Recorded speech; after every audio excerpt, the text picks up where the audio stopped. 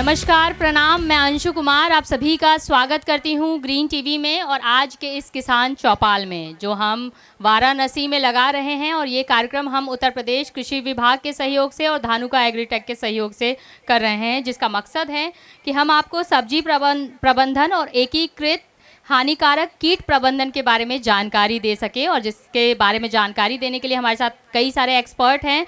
तो मैं सबसे पहले स्वागत करना चाहूँगी हमारे यहाँ पे जितने भी किसान भाई बहन हैं, आप सभी का बहुत बहुत स्वागत है हमारे कार्यक्रम में। और उम्मीद है कि अगले जो कुछ घंटे में आप कुछ ना कुछ जानकारी लेकर जाएंगे। इस कार्यक्रम में सवाल जवाब का सिलसिला भी होगा। आपकी जो भी समस्या है, आपके पास नोटपैड और पेन है, आप समस्या नोट कर ले और कार्यक्रम के अंत में आपकी समस्याओं का हल किया जाएगा। और साथ में जितने भी हमारे स्पीकर्स होंगे जो आज बोलेंगे, उनको आपको गौर से सुनना है, क्योंकि उनके स्पीच देने के बाद आप लोगों से एक सवाल पूछा जाएगा और जो भी सही जवाब देंगे उनको कुछ ना कुछ इनाम दिया जाएगा। तो हम कार्यक्रम की शुरुआत करते हैं और हम स्वागत करते हैं हमारे आज के एक्सपर्ट्स की। सबसे पहले श्री AK सिंह सर हैं, डेप्यूटी डायरेक्टर एग्रीकल्चर वाराणसी से। सर, आपका स्वागत है हमारे कार्यक्रम में। हमारे साथ हैं स्वामी शरण कुशवाहा जी, प्रोजेक्ट हेड नमामि गंगे योजना के। आप सभी जानते हैं इनको, इनके ही सहयोग से ये कार्यक्रम जो है वो आज हम कर पा रहे हैं। सर, आपका स्वागत है किसान चौपाल में। हमारे साथ है Shri Subodh Gupta sir, DGM marketing crop business manager Dhanuka agritech से। सर, आपका भी स्वागत है हमारे चौपाल में। हमारे साथ है अमित मुखर्जी, सेल्स वाराणसी धानुका एग्रीटेक से। सर, आपका स्वागत है हमारे कार्यक्रम में। हमारे साथ है आकाश प्रताप सिंह जी, BDO वाराणसी धानुका एग्रीटेक से। सर, आपका स्वागत है हमारे कार्यक्रम में। हमारे साथ है फौजदार यादव जी। फौजदार यादव सर, ये आप लोगों के ही बीच से हैं। ये मैनेजिंग डायरेक्टर है Cholapur Kalyan farmers producer company limited FPO से, जो कि 350 से ज़्यादा किसान इनके साथ इनके समूह के साथ जुड़े हुए हैं। सर, आपका स्वागत है हमारे कार्यक्रम में। हमारे साथ हैं सौरभ रघुवंशी जी, director Cholapur Kalyan farmers producer company limited से। सर, आपका भी स्वागत है हमारे कार्यक्रम में। हमारे साथ है Devmani Tripathi ji, BTM Varanasi agriculture department. Sir, आपका भी स्वागत है हमारे कार्यक्रम में। हमारे साथ हैं Kailash Maurya sir, ADO agriculture Varanasi agriculture department से। सर, आपका भी स्वागत है हमारे कार्यक्रम में। कार्यक्रम की शुरुआत करते हैं और आपको जो मैंने बताया, आपको गौर से सुनना है सारे स्पीकर्स को। और उनके बोलने के बाद जो है आप लोगों से एक सवाल पूछा जाएगा। कोई सवाल है तो आप नोट डाउन कर ले, कार्यक्रम के अंत में उन समस्याओं का हल किया जाएगा। तो मैं सबसे पहले रिक्वेस्ट करना चाहूँगी सुबोध गुप्ता सर से, आप बताएं कि इंडिया का प्रणाम हर किसान के नाम जो कैंपेन है वो क्या है, उसके बारे में वाराणसी के किसानों को बताएं प्लीज़। मंच पे उपस्थित जितने भी हमारे कृषि विभाग से जितने हमारे साथी आए हैं, उन सभी को मैं प्रणाम करता हूं। और हमारे अन्नदाता, हमारे किसान, सभी किसान भाइयों को मैं एक बार फिर से हाथ जोड़कर प्रणाम करता हूं। धानुका एग्रीटेक लिमिटेड कंपनी जो है, कृषि क्षेत्र में 1980 से किसानों के लिए नई नई तकनीक जो है वो लेकर के आ रही है। कुछ ऐसी तकनीक के बारे में आज आप लोगों के साथ भी मैं साझा करूंगा, जो आपकी खेती में आपके खर्चे को कम कर सकती है और आपके मुनाफे को बढ़ा सकती है, साथ ही साथ आपके उत्पादन को बढ़ा सकती है।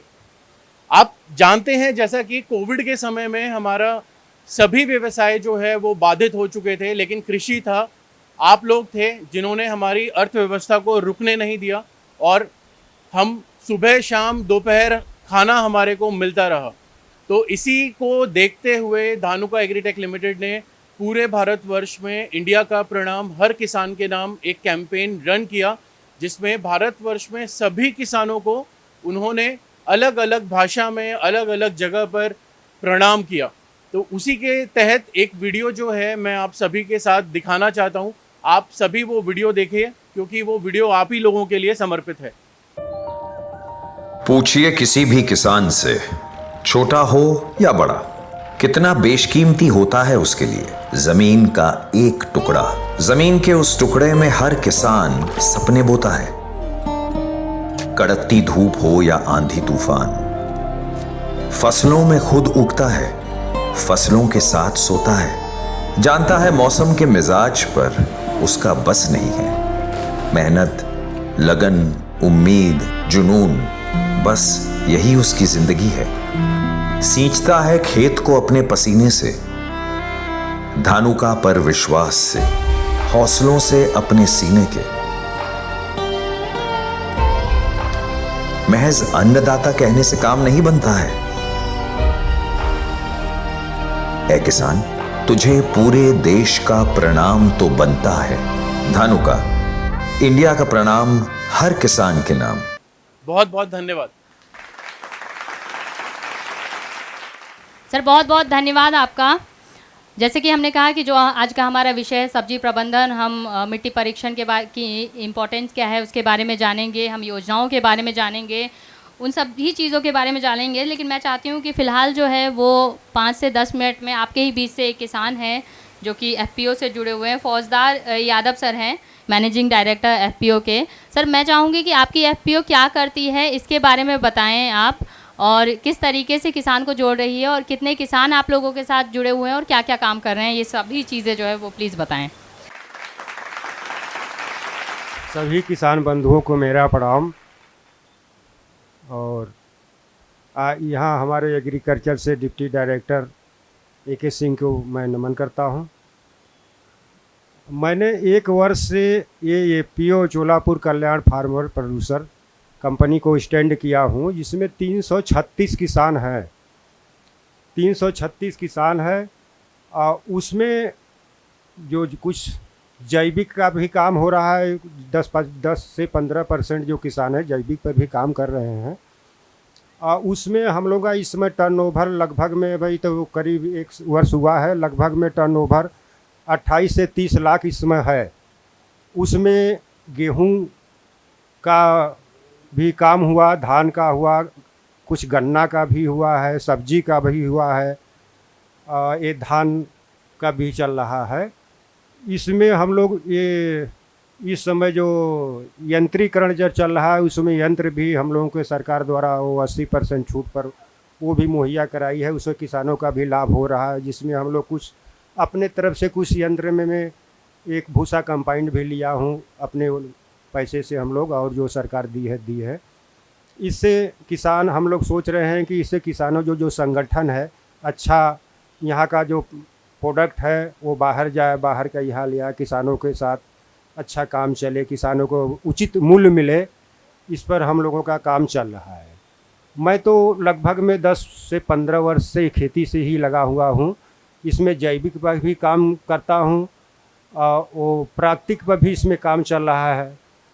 इससे हम लोगों का जो जैविक पर काम कर रहे हैं उसमें हम लोगों को लागत खर्च कम है, अच्छा देखने को फ़ायदा मिल रहा है, अच्छा मार्केटिंग भी मिल रही है।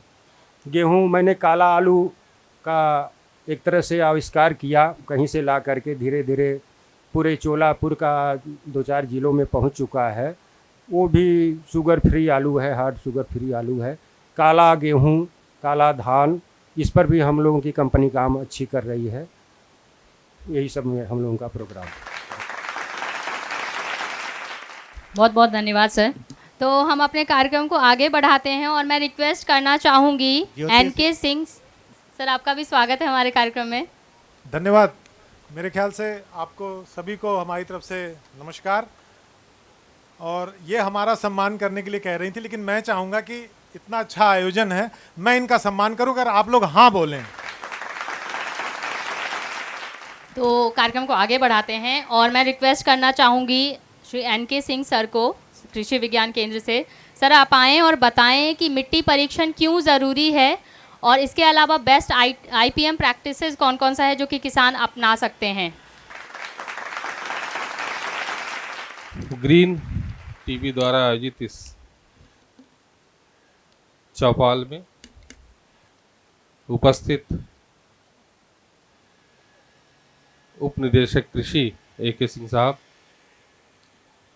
जिला उद्यान अधिकारी Subhash ji, senior horticulture inspector ज्योति जी,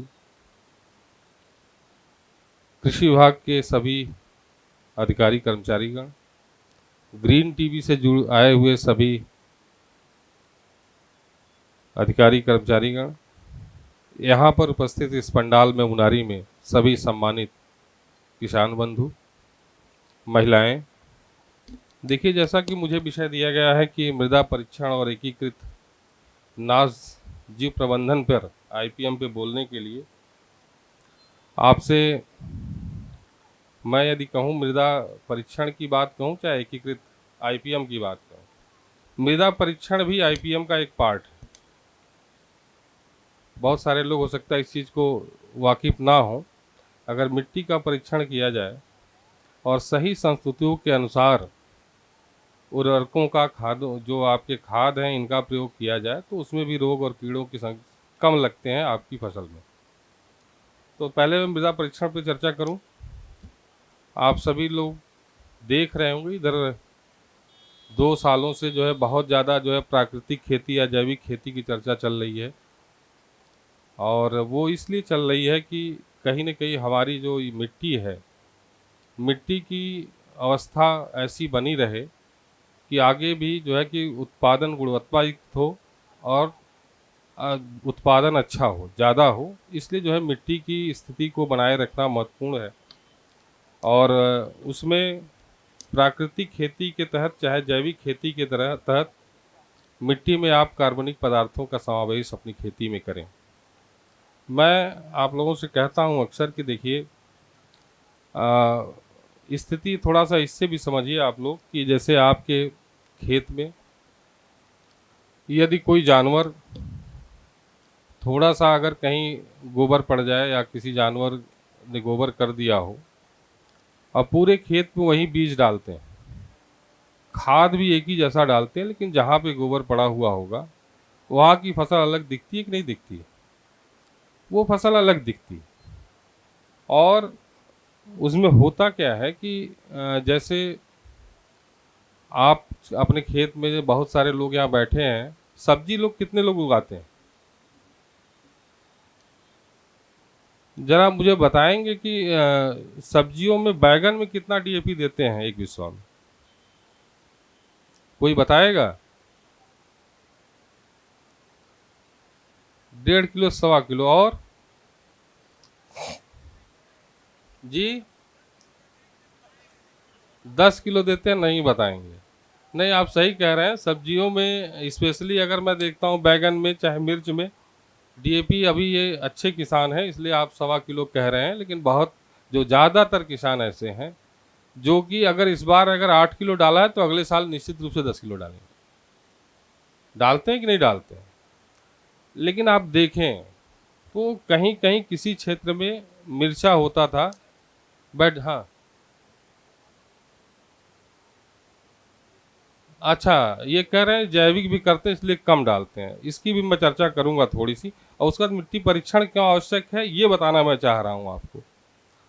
तो देखिए, होता ये है कि जैसे 8 किलो, 10 किलो या कहीं कहीं मैं देखता हूँ 12 किलो, 14 किलो तक प्रति बिस्वा आप डीएपी डाल रहे हैं।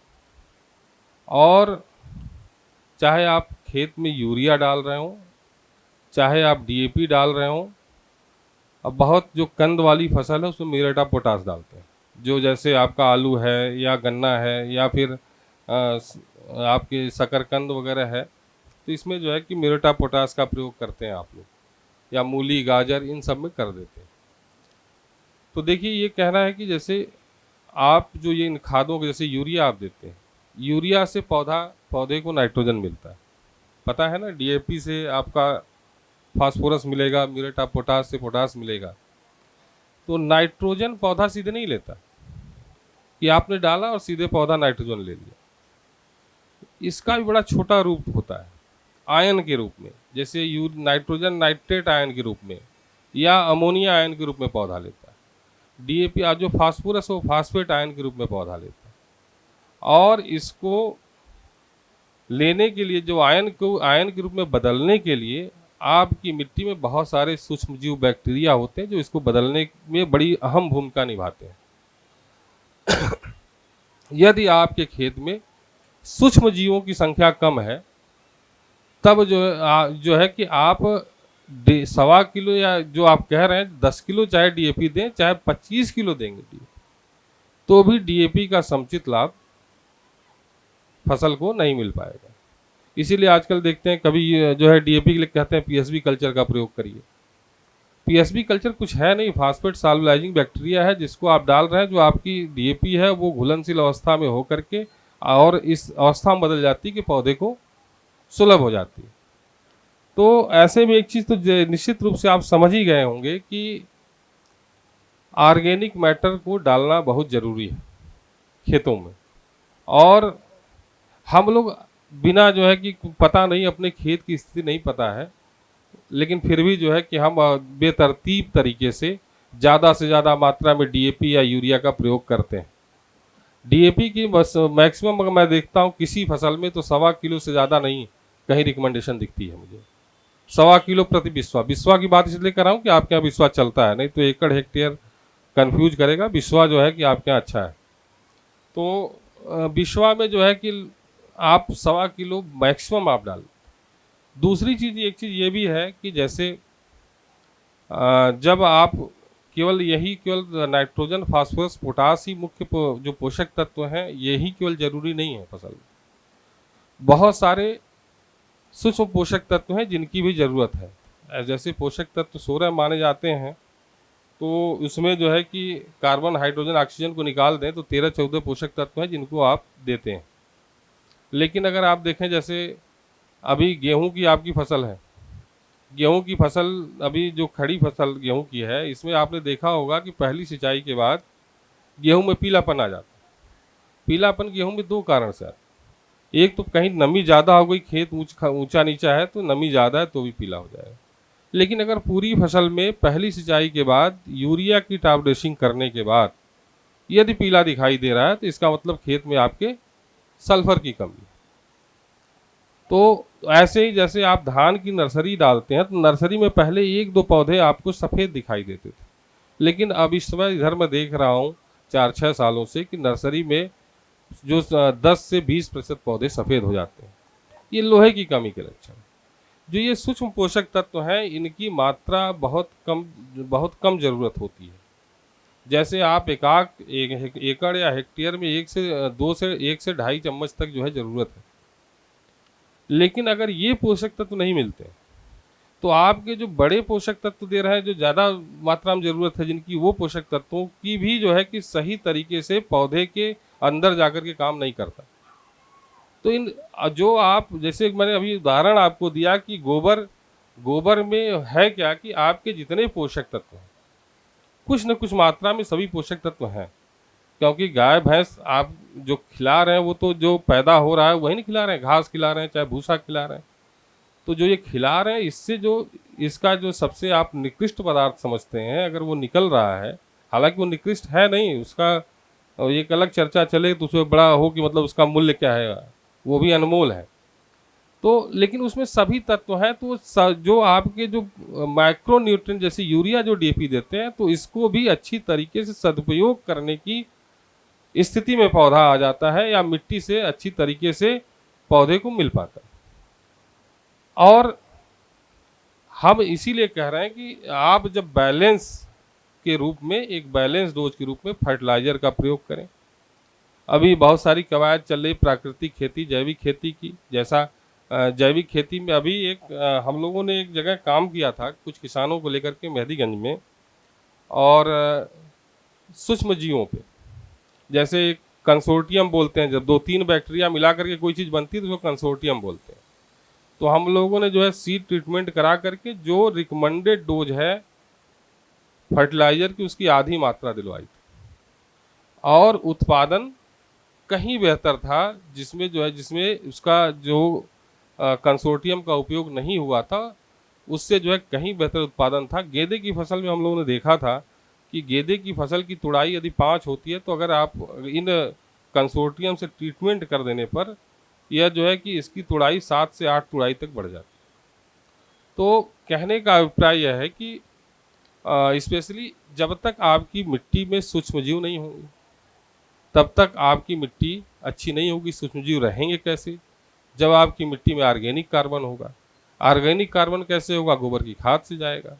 और जो चूँकि अगर आप खाद का प्रयोग कर रहे हैं तो वैसी दशा में भी आपको संतुलित खादों का प्रयोग करना पड़ेगा, और उसके लिए आपको मृदा परीक्षण कराना पड़ेगा। और एक बिंदु एकीकृत नाशी प्रबंधन की बात है, तो मैं ये कहूँगा कि रसायनों का प्रयोग कम से कम करते हुए अपनी खेती को यदि करते हैं, जो एकीकृत नाशजीव प्रबंधन, जैसे आपकी फसल में बहुत सारे रोग लगते हैं, कीड़े लगते हैं, तो उनका प्रबंधन किस तरीके से करें जिसमें रसायनों का प्रयोग कम से कम किया जाए, यही एकीकृत नाशजीव प्रबंधन है। इसमें जो है कि आप बहुत सारे इसके विकल्प हैं। आप जैसे अगर देखें तो आप उन प्रजातियों का चयन करें जो रोग रोधी प्रजातियां हों या जिसमें कीड़े कम लगते हों, और अच्छी प्रजातियों का चयन करें, अच्छी भूमि का चयन करें। अगर भूमि में यदि लगता है आपको रोग और कीड़े फैलने की संभावना, उसमें बार बार रोग और कीड़े लगते हैं, तो एक आध बार मिट्टी पलट हल से गर्मी की जुताई कर दीजिए। एक इसमें कहना चाहूँगा कि देखिए, रोगों को रोकने के लिए ग्रीन मैन्योरिंग बहुत महत्वपूर्ण होती है, और सनई ढैंचा जिसकी पलटाई करते हैं, ये काम आप जो है कि अपनी फसल में, अपने खेत में कम से कम 3-4 सालों में एक बार ज़रूर करिए। इसके साथ साथ बहुत सारे उपाय हैं। बीज शोधन करिए, बीज शोधन जैविक तरीके से करिए, ट्राइकोडर्मा से कर दीजिए, ये रोगों से काम करता है। बिवेरिया बैसियाना से कर देंगे, कीड़ों से को रोकने का काम करता है। तो बीज शोधन के बाद जब फसल आपकी खड़ी होती है, कीड़े लगते हैं, तो पहले आप उन विधियों पर विचार करें। जैसे आजकल देखें बहुत सारे ट्रैप बाज़ार में आते हैं, बड़े अच्छे ट्रैप हैं, काम बहुत अच्छा करते हैं। ग्लू ट्रैप है, या येलो स्टिकी ट्रैप है, या आपका जो है कि ब्लू स्टिकी ट्रैप है। जो जैसे अलग अलग तरीके, टमाटर में माइट ज़्यादा लगता है, आप ब्लू स्टिकी ट्रैप का प्रयोग कर सकते हैं। और दूसरे फसलों में जहाँ पे जो है कि इस तरीके के कीड़े जैसे एफिड लगता है, वहाँ पे आप जो है कि येलो स्टिकी ट्रैप का प्रयोग करें। इसके साथ साथ जो है कि दवाओं का प्रयोग एकदम आखिरी विकल्प है, और उसमें भी थोड़ी सी सावधानी बरतें। जब देखें आप दवाएं जो है कि जो आती हैं, आपको इंसेक्टिसाइड पेस्टिसाइड मिलता है, तो उसमें जो है कि उस पर निशान त्रिभुज आकार का होता है, जिसमें हरा, लाल, पीला इस तरीके का निशान होता है। सबसे सुरक्षित दवा हरे रंग की होती है, उसका प्रयोग पहले करें, और जिसमें लाल होता है उसका सबसे आखिरी में करें। मैं समझता हूँ कि अगर आप सभी जो विधियाँ जो मैं बता रहा हूँ, अगर सभी विधियों को अगर समायोजित करते हैं, तो लाल रंग की दवा को डालने की खेत में ज़रूरत नहीं पड़ेगी आपको, और आपकी फसल से, आपके खेत से आपकी जो फसल लगी है उससे अच्छा उत्पादन होगा, गुणवत्तायुक्त उत्पादन होगा, और आपकी खेती अच्छी होगी। धन्यवाद। जैसे मैंने बोला था कि सारे स्पीकर्स जो जो बोलेंगे उनके बाद एक सवाल पूछा जाएगा, ये टेस्ट लेने के लिए कि आप लोगों ने कितना गौर से सुना है। तो सर मैं चाहूँगी जो आपने बताया है उससे रिलेटेड एक सवाल पूछे, आपको हाथ खड़ा करना है, आंसर नहीं बोलना है, नहीं तो कोई और जो है वो आपका आंसर सुन के उनको इनाम मिल जाएगा। तो सर सवाल पूछेंगे, आपको हाथ खड़ा करना है, आपके पास माइक आएगा, और ऐसे ही सारे स्पीकर्स के बाद जो है वो ऐसे सवाल होंगे, तो आपको गौर से सुनना है। आप जरा देखिएगा सब लोग जो है कि कौन हाथ पहले उठा रहा है, क्योंकि सब लोग, मुझे पता है लगभग सभी लोग जानते हैं जवाब। तो ये बताइए हमको कि जब भी मृदा नमूना खेत से लेते हैं, उसकी जो है कि उपयुक्त समय क्या होता है? सर जब रबी की फसल कट जाए उस समय हम अपने खेत से मिट्टी का नमूना लेते हैं। चलिए ठीक है, बहरहाल ठीक है, कभी भी कोई फसल कट जाए। जी जी। नाम और और बीच में मेरा नाम उदय भान सिंह है, सेवापुरी ब्लॉक के दौलतिया गांव से। लेकिन सबसे उपयुक्त समय वही होता है। जी। सर आपका बहुत बहुत धन्यवाद। तो मैं नेक्स्ट निवेदन करना चाहूँगी सुबोध गुप्ता सर से। एक बार पुनः उपस्थित सभी किसान बंधुओं को मेरा प्रणाम। मैं यहाँ पे दो महत्वपूर्ण चीज़ों के बारे में बात करना चाहूँगा। पहली चीज़ जो हमारे सर NK सिंह जी ने बताया मृदा के बारे में, तो मृदा के लिए अभी आप क्या प्रयोग कर सकते हैं जिससे आपकी मृदा की सेहत अच्छी हो सके, और अपनी नर्सरी जो हमारी सब्जी की खेती में बहुत महत्वपूर्ण है, हमारे को पौध को बचाना जो है वो बहुत बड़ा स्ट्रगल हो जाता है। तो पौध को बचाने के लिए क्या कर सकते हैं उसके बारे में मैं बताऊंगा आपको। सबसे पहले मैं एक ऐसे उत्पाद के बारे में आपसे बात करूंगा जिसका नाम है माइकोर। माइकोर एक ऐसा उत्पाद है जो हमारी मिट्टी में एक बायो फर्टिलाइज़र जो है उसकी तरह काम करता है, और ये जड़ों का विकास करने का काम करता है। हमारे किसान भाई जितने भी माइकोराइज़ा इस्तेमाल करते हैं मार्केट में, वो जितने माइकोराइज़ा हैं उनके अंदर जो होता है वो होता है वैम करके होता है, पीछे आप अगर देखेंगे तो वैम जो है वो उतना इफ़ेक्टिव नहीं रहता है, क्योंकि उसके अंदर एक्टोमाइकोराइज़ा जो है उसका परसेंटेज बहुत ज़्यादा रहता है, जो कि सिर्फ जड़ों पे जाकर के काम करेगा, जड़ों के विकास का काम नहीं करेगा। जहाँ पे मैं माइकोर की बात कर रहा हूँ, ये माइकोराइज़ा ऐसा है, इसको बोलते हैं हम AMF टेक्नोलॉजी है। ये क्या करेगा, ये जड़ों के साथ में कृत्रिम जड़ें भी विकसित कर देगा। उससे क्या होगा कि जब ज़्यादा जड़ें फैल जाएंगी तो हमारा जो न्यूट्रिएंट है न्यूट्रिएंट का अपटेक जो है वो काफ़ी अच्छा हो पाएगा। आप देख सकते हैं ये आलू की फसल है। इस बार हमने कानपुर के पास में जो है गांव वगैरह है, वहाँ पे हमने ये आलू की फसल पे हमने माइकोर का प्रयोग किया। और पूरे जो वेस्टर्न यूपी का बेल्ट है आलू का मेजर, चाहे वो आगरा हो, कन्नौज हो, वहाँ की बेल्ट पे हमने माइकोर का किसानों ने जब प्रयोग किया तो किसानों को क्या देखने को मिला कि पौधे की ग्रोथ में भी बढ़वार देखने को मिली। उसका सीधा सीधा कारण क्या था कि जो जड़ें हैं उनका विकास अच्छा हुआ और जो कृत्रिम जड़ें हैं वो और फैली, जिससे वाइट रूट की वजह से न्यूट्रिशन का अपटेक काफ़ी मात्रा में अधिक हो पाया। किसान भाइयों, ये प्याज की फसल है। 2 साल पहले मैं नासिक में था, लासल गांव के पास में, जो एशिया की सबसे बड़ी मंडी है प्याज की। वहाँ पे किसानों के लिए नर्सरी को बचा पाना भी बहुत मुश्किल हो रहा था, क्योंकि डैम्पिंग ऑफ का मेजर प्रॉब्लम था और ज़्यादा बारिश होने की वजह से किसानों की जो जड़ें हैं डैम्पिंग ऑफ देखने को मिल रहा था और प्लांट जो है वो ग्रोथ नहीं कर पा रहा था। माइकोर का प्रयोग जब मेन फसल में भी किया गया और नर्सरी में भी किया गया तो माइकोर ने हमारे जो पौधा है प्याज का उसको रुकने की क्षमता दी और जो न्यूट्रिशन है उसका अपटेक ज़्यादा बढ़ाया, जिससे कि किसान की जो पौध है वो बच पाई और मेन फसल में भी किसान को उत्पादन में वृद्धि जो है वो देखने को मिली। इसका प्रयोग जो है 4 किलो का इसका एक बैग आता है। इसका प्रयोग आप जो नॉर्मल खाद आप दे रहे हैं उसके साथ में कर सकते हैं। ये जेल कोटेड, इसके अंदर जीव रहते हैं, जीवित जीव रहते हैं जेल कोटेड, जो जैसे ही जड़ों पे जाएंगे जड़ों को विकास करने का काम करेंगे और हमारी मिट्टी जो है उसको ऑक्सीजनेशन, उसको सांस लेने का काम करेंगे। कभी कभार ऐसा होता है कि राजस्थान जैसी जगह में बारिश नहीं हो पाती। 5 दिन बारिश का प्रेडिक्शन था लेकिन बारिश नहीं हुई। बारिश से लड़ने की क्षमता भी, जो वाटर रिटेंशन कैपेसिटी है रूट्स में, ये बढ़ा देता है, मिट्टी में ये प्रदान करता है, जिसकी वजह से हमारा पौधा जो स्ट्रेस होता है, बारिश नहीं होगी तो पौधे को स्ट्रेस होगा और पानी नहीं मिलेगा, प्यास नहीं बुझेगी तो इंसान का गला सूखता है। वैसे ही हमारे पौधे की जो जड़ें हैं वो सूखती हैं और हमारा पौधा फिर मर जाता है। लेकिन माइकोर का प्रयोग करने से किसान को जो स्ट्रेस है उससे लड़ने का भी जो है टाइम मिला और पौधा हमारा बच पाता है। किसान भाइयों, मैं एक ऐसे उत्पाद के बारे में बताने जा रहा हूँ शायद जिसके बारे में आप अभी तक नहीं जानते होंगे। हमारे किसान भाई, जब बारिश आती है तो हमारे मैक्सिमम वैज्ञानिक क्या बोलते हैं कि कॉपर का प्रयोग करें और कोई बैक्टीरिया नाशक या स्ट्रेप्टोसाइक्लिन का प्रयोग करें, बैक्टीरिसाइड और फंजीसाइड का प्रयोग करें। धानुका एग्रीटेक लिमिटेड एक ऐसा उत्पाद लाई है जिसका नाम है कोनिका, नाम है इसका कोनिका।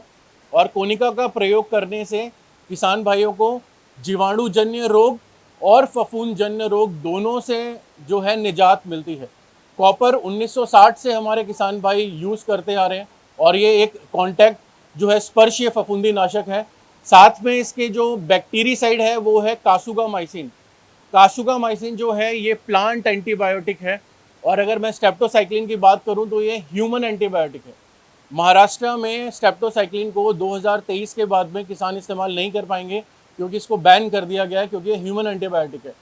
हमारे किसान भाई अगर कोनिका का प्रयोग करते हैं तो दूसरी दवाई का मिश्रण करने की आवश्यकता नहीं होगी। क्या इससे हमें क्या लाभ मिलेगा? नर्सरी में अगर आपको रोग आया, अगर आपका पौध गलन हुआ या आपको मेन फसल में जब आप रोपाई कर देते हैं, चाहे मिर्ची हो, चाहे टमाटर हो, चाहे गोभी हो, कोई भी रोग आया, आप पहचान नहीं पा रहे हो कि ये दाग जीवाणु से आया है या फफूंद से आया है। किसान क्या करता है, जीवाणु से जो रोग आया है उस पर अगर फफूंदी नाशक का प्रयोग करेगा तो रिजल्ट किसान को नहीं मिलेगा। तो उसका सिंपल उपाय ये है कि कोनिका का प्रयोग अगर आप 300 ग्राम प्रति एकड़, अगर मैं पानी की बात करूं तो 2 ग्राम प्रति लीटर पानी, इसको आप नर्सरी में अगर प्रयोग करेंगे तो आपको कैसा रिजल्ट मिलेगा मैं आपको वो दिखाता हूँ। किसान भाइयों, ये बरेली जो है जहाँ पे मिर्ची होती है, बदायूं और बरेली, वहाँ पे ट्रायल किए थे हमने और हमने गाज़ीपुर में भी हमने ट्रायल करे थे, हमने मिर्ज़ापुर में भी ट्रायल करे थे और हमने सोनभद्र की मिर्ची में भी ट्रायल किए थे। तो वहाँ पे टेम्परेचर आपको पता है कि जब मई जून में किसान बीज खरीद के डालता है तो टेम्परेचर कितना हाई होता है और वही समय होता है बारिश का भी। तो जितने किसान अगस्त के महीने में यहाँ पे गोभी करते हैं, कुछ किसान दिसंबर में भी नर्सरी गोभी की लगाते हैं, कुछ किसान जुलाई मई जून में भी जो है गोभी की फसल लगाते हैं। अब तीनों टाइम गोभी की फसल लगाने का हमारे यहाँ पे जो है वो चलन जो है बीज जो है वो उपस्थित है, मतलब मिल जाता है हमें। और टमाटर की अगर बात करें तो जुलाई अगस्त में टमाटर लगना इधर शुरू हो जाता है। मिर्ची की बात करें तो मई जून जुलाई अगस्त ये पीरियड है जब मिर्ची लगती है। और मेजर जब मिर्ची हमारी लगती है, सबसे बड़ा टाइम यही रहता है जब हमारी फसल में हमें देखने को मिलता है कि जड़ गलन जो है काफ़ी हो रही है, हम बचा नहीं पाते। तो ये कुछ रिजल्ट्स हैं जो आप देख सकते हैं। किसान भाई मिर्ची और टमाटर की फसल में नर्सरी में इसका प्रयोग करने के बाद 25 से 35 दिन पे अगर आप अपनी फसल में इसको प्रयोग करेंगे, रोपाई के 25 से 35 दिन के बाद में, तो आपको कुछ इस तरीके का अंतर देखने को मिलेगा। आपकी फसल में जो है रोग जो है वो नियंत्रित आपको मिलेगा। किसी भी प्रकार का जीवाणुजन्य फफूंदजन्य रोग जो है आपकी फसल से दूर दूर रहेगा। सिंगल स्प्रे जब कॉपर और कासुकामाइसिन का जाएगा तो आपकी फसल को लंबी अवधि तक का नियंत्रण मिलेगा। ज़्यादा दवाइयों का प्रयोग आपको करने की ज़रूरत नहीं पड़ेगी। हम भी यही कहते हैं कि अगर दवाई का प्रयोग करने की ज़रूरत पड़े तभी करनी है। और अगर मुझे बुखार है, मुझे एक टैबलेट खानी है तो मुझे एक ही टैबलेट खानी है। डोज बहुत ज़्यादा ज़रूरी है। ज़्यादा मात्रा का प्रयोग करना जो है वो हमारी फसल के लिए नुकसानदेह रहेगा, तो उससे हमें बचना है।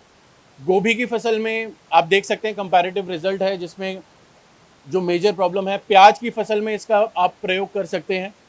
किसान भाइयों, आखिरी में मैं एक ऐसे उत्पाद के बारे में आपको बताऊंगा। खीरे के किसान यहाँ पे कितने हैं जिन्होंने अभी अपनी फसल में खीरा लगा रखा है?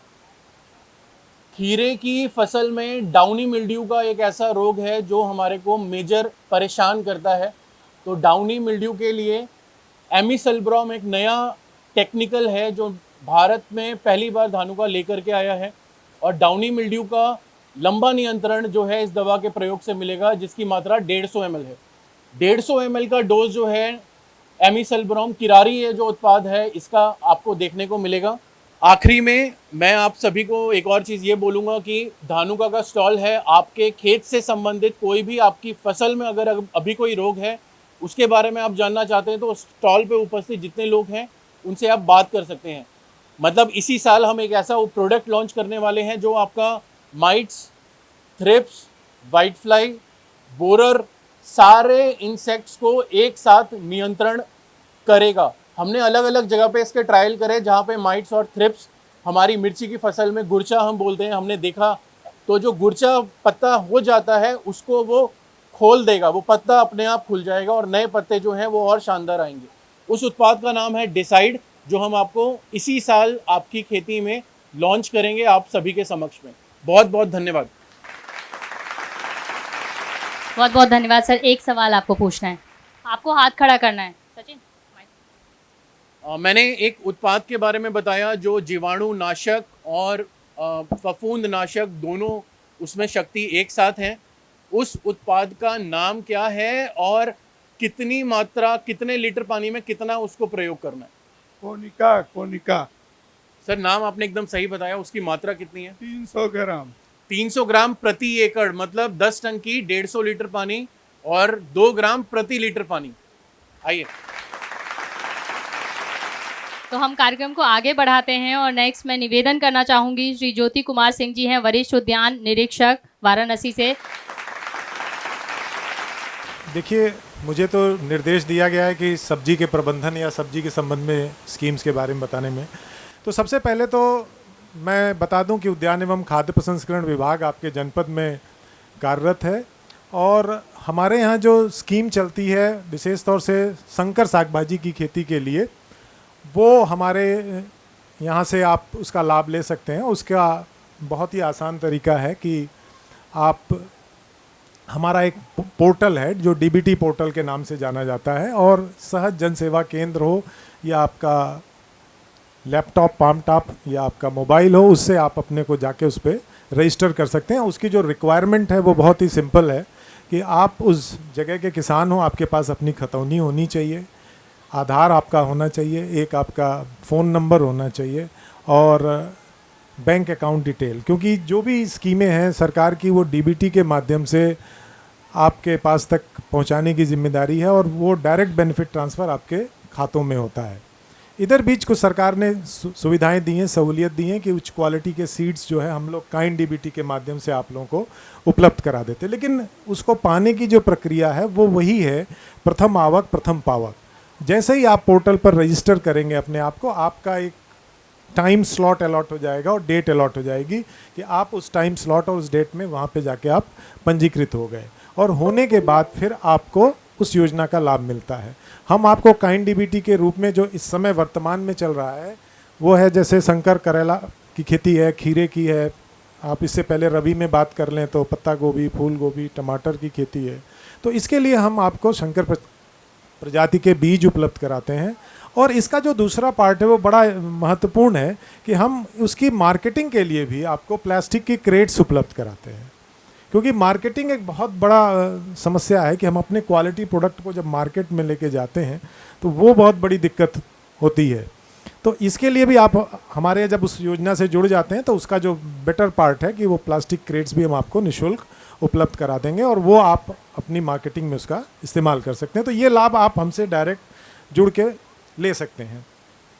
तो प्रबंधन की बात की गई, और इसमें जो नीचे वाली लाइन लिखी हुई है सूक्ष्म सिंचाई तकनीक, मान लिया ड्रिप सिस्टम है, स्प्रिंकलर सिस्टम है, रेनगन है, स्प्रिंकलर है, वो अगर आप लगाते हैं तो उसकी सक्सेस रेट क्या है, मतलब कितना सक्सेसफुल है वो सिस्टम, वो बहुत इंपॉर्टेंस रखता है किसी भी स्कीम को चलाने के लिए। किसी भी चीज़ को अगर उसकी ग्राह्यता आपकी बहुत अच्छी है, आम पब्लिक उसके प्रति बहुत ग्राही है कि उसे आसानी से चला सकती है, उसको मेंटेन कर सकती है, तो वो बहुत बड़ा अचीवमेंट होता है।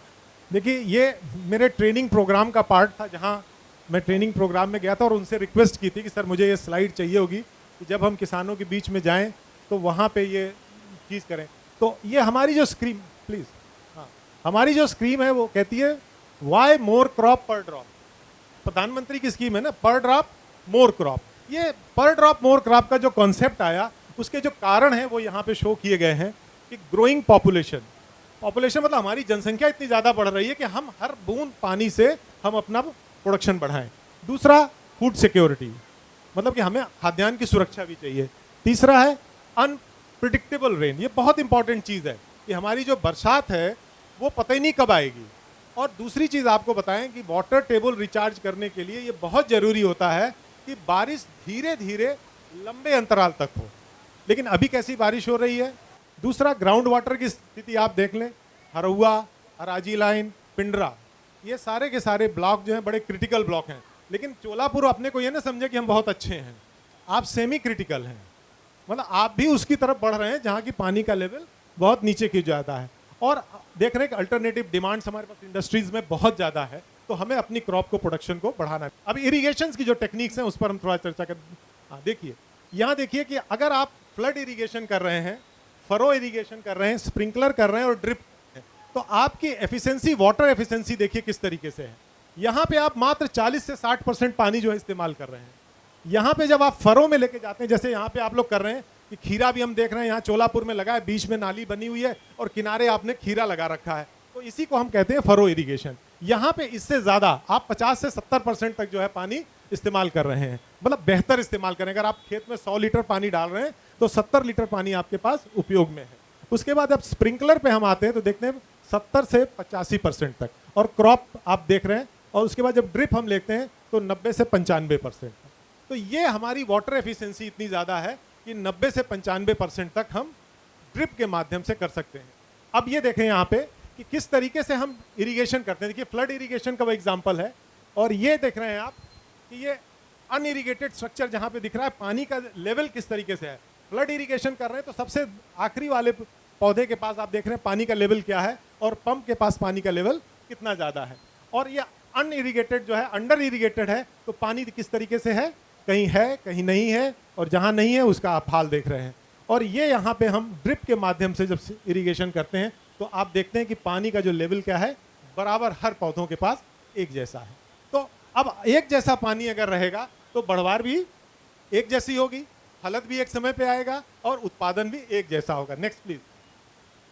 अब देखिए पानी, वाटर कंजम्पशन, कुछ इंपॉर्टेंट प्रोडक्ट सिर्फ आपकी जागरूकता के लिए स्लाइड में रखा गया है कि 140 लीटर पानी आप यूज करते हैं एक कप कॉफी। अगर कोई एक कप कॉफी पी रहा है तो जान के चलिए कि आप उसमें 140 लीटर पानी इस्तेमाल कर रहे हैं। 1 किलो अगर प्याज आप पैदा कर रहे हैं तो 350 लीटर पानी इस्तेमाल कर रहे हैं। 900 लीटर वाटर में 1 किलो मक्का, 250 लीटर में 1 किलो पोटैटो, और इसी तरीके से 3000 लीटर पानी में 1 किलो चावल। देख रहे हैं, 1 किलो चावल, और 600 लीटर में 1 किलो गेहूं। अब देखिए ये वाटर सेविंग और ग्रेन की जो यील्ड है उसका एक इन्होंने डाटा तैयार किया है कि कितना पानी हम बचा रहे हैं और कितनी हम इंक्रीज कर रहे हैं यील्ड में। तो आप एवरेज देखेंगे, हमारा जो एवरेज ग्राफ है वो 40 से 50% के बीच में रन करता है। मतलब कोई भी क्रॉप हम अगर ले रहे हैं और उसमें ड्रिप इरिगेशन सिस्टम डाल रहे हैं तो हमारा जो प्रोडक्शन है वो 40 से 50% बढ़ जाता है। मतलब 1 किलो अगर हम पैदा कर रहे हैं तो हम 1.5 किलो पैदा करने की स्थिति में हो जाते हैं। खर्चा वही है। ये स्टेट वाइज एडॉप्शन है कहाँ माइक्रो इरिगेशन में, क्योंकि वो हम लोगों को बताता जाता था कि देखिए साउथ के जो स्टेट्स हैं उसमें बहुत ज़्यादा है, और हमारा जो उत्तर प्रदेश या बनारस यहाँ पे एक बिंदु की तरह दिख रहा है, वहाँ पे बहुत कम हम कर रहे हैं। मतलब हम पानी का बहुत ज़्यादा अच्छा इस्तेमाल नहीं कर पा रहे। यूपी गवर्नमेंट की बहुत सी स्कीम है। इस बार हम लोगों को जो दिया गया था टारगेट कि कितने 30,000 हेक्टेयर में इसको हमको करना है।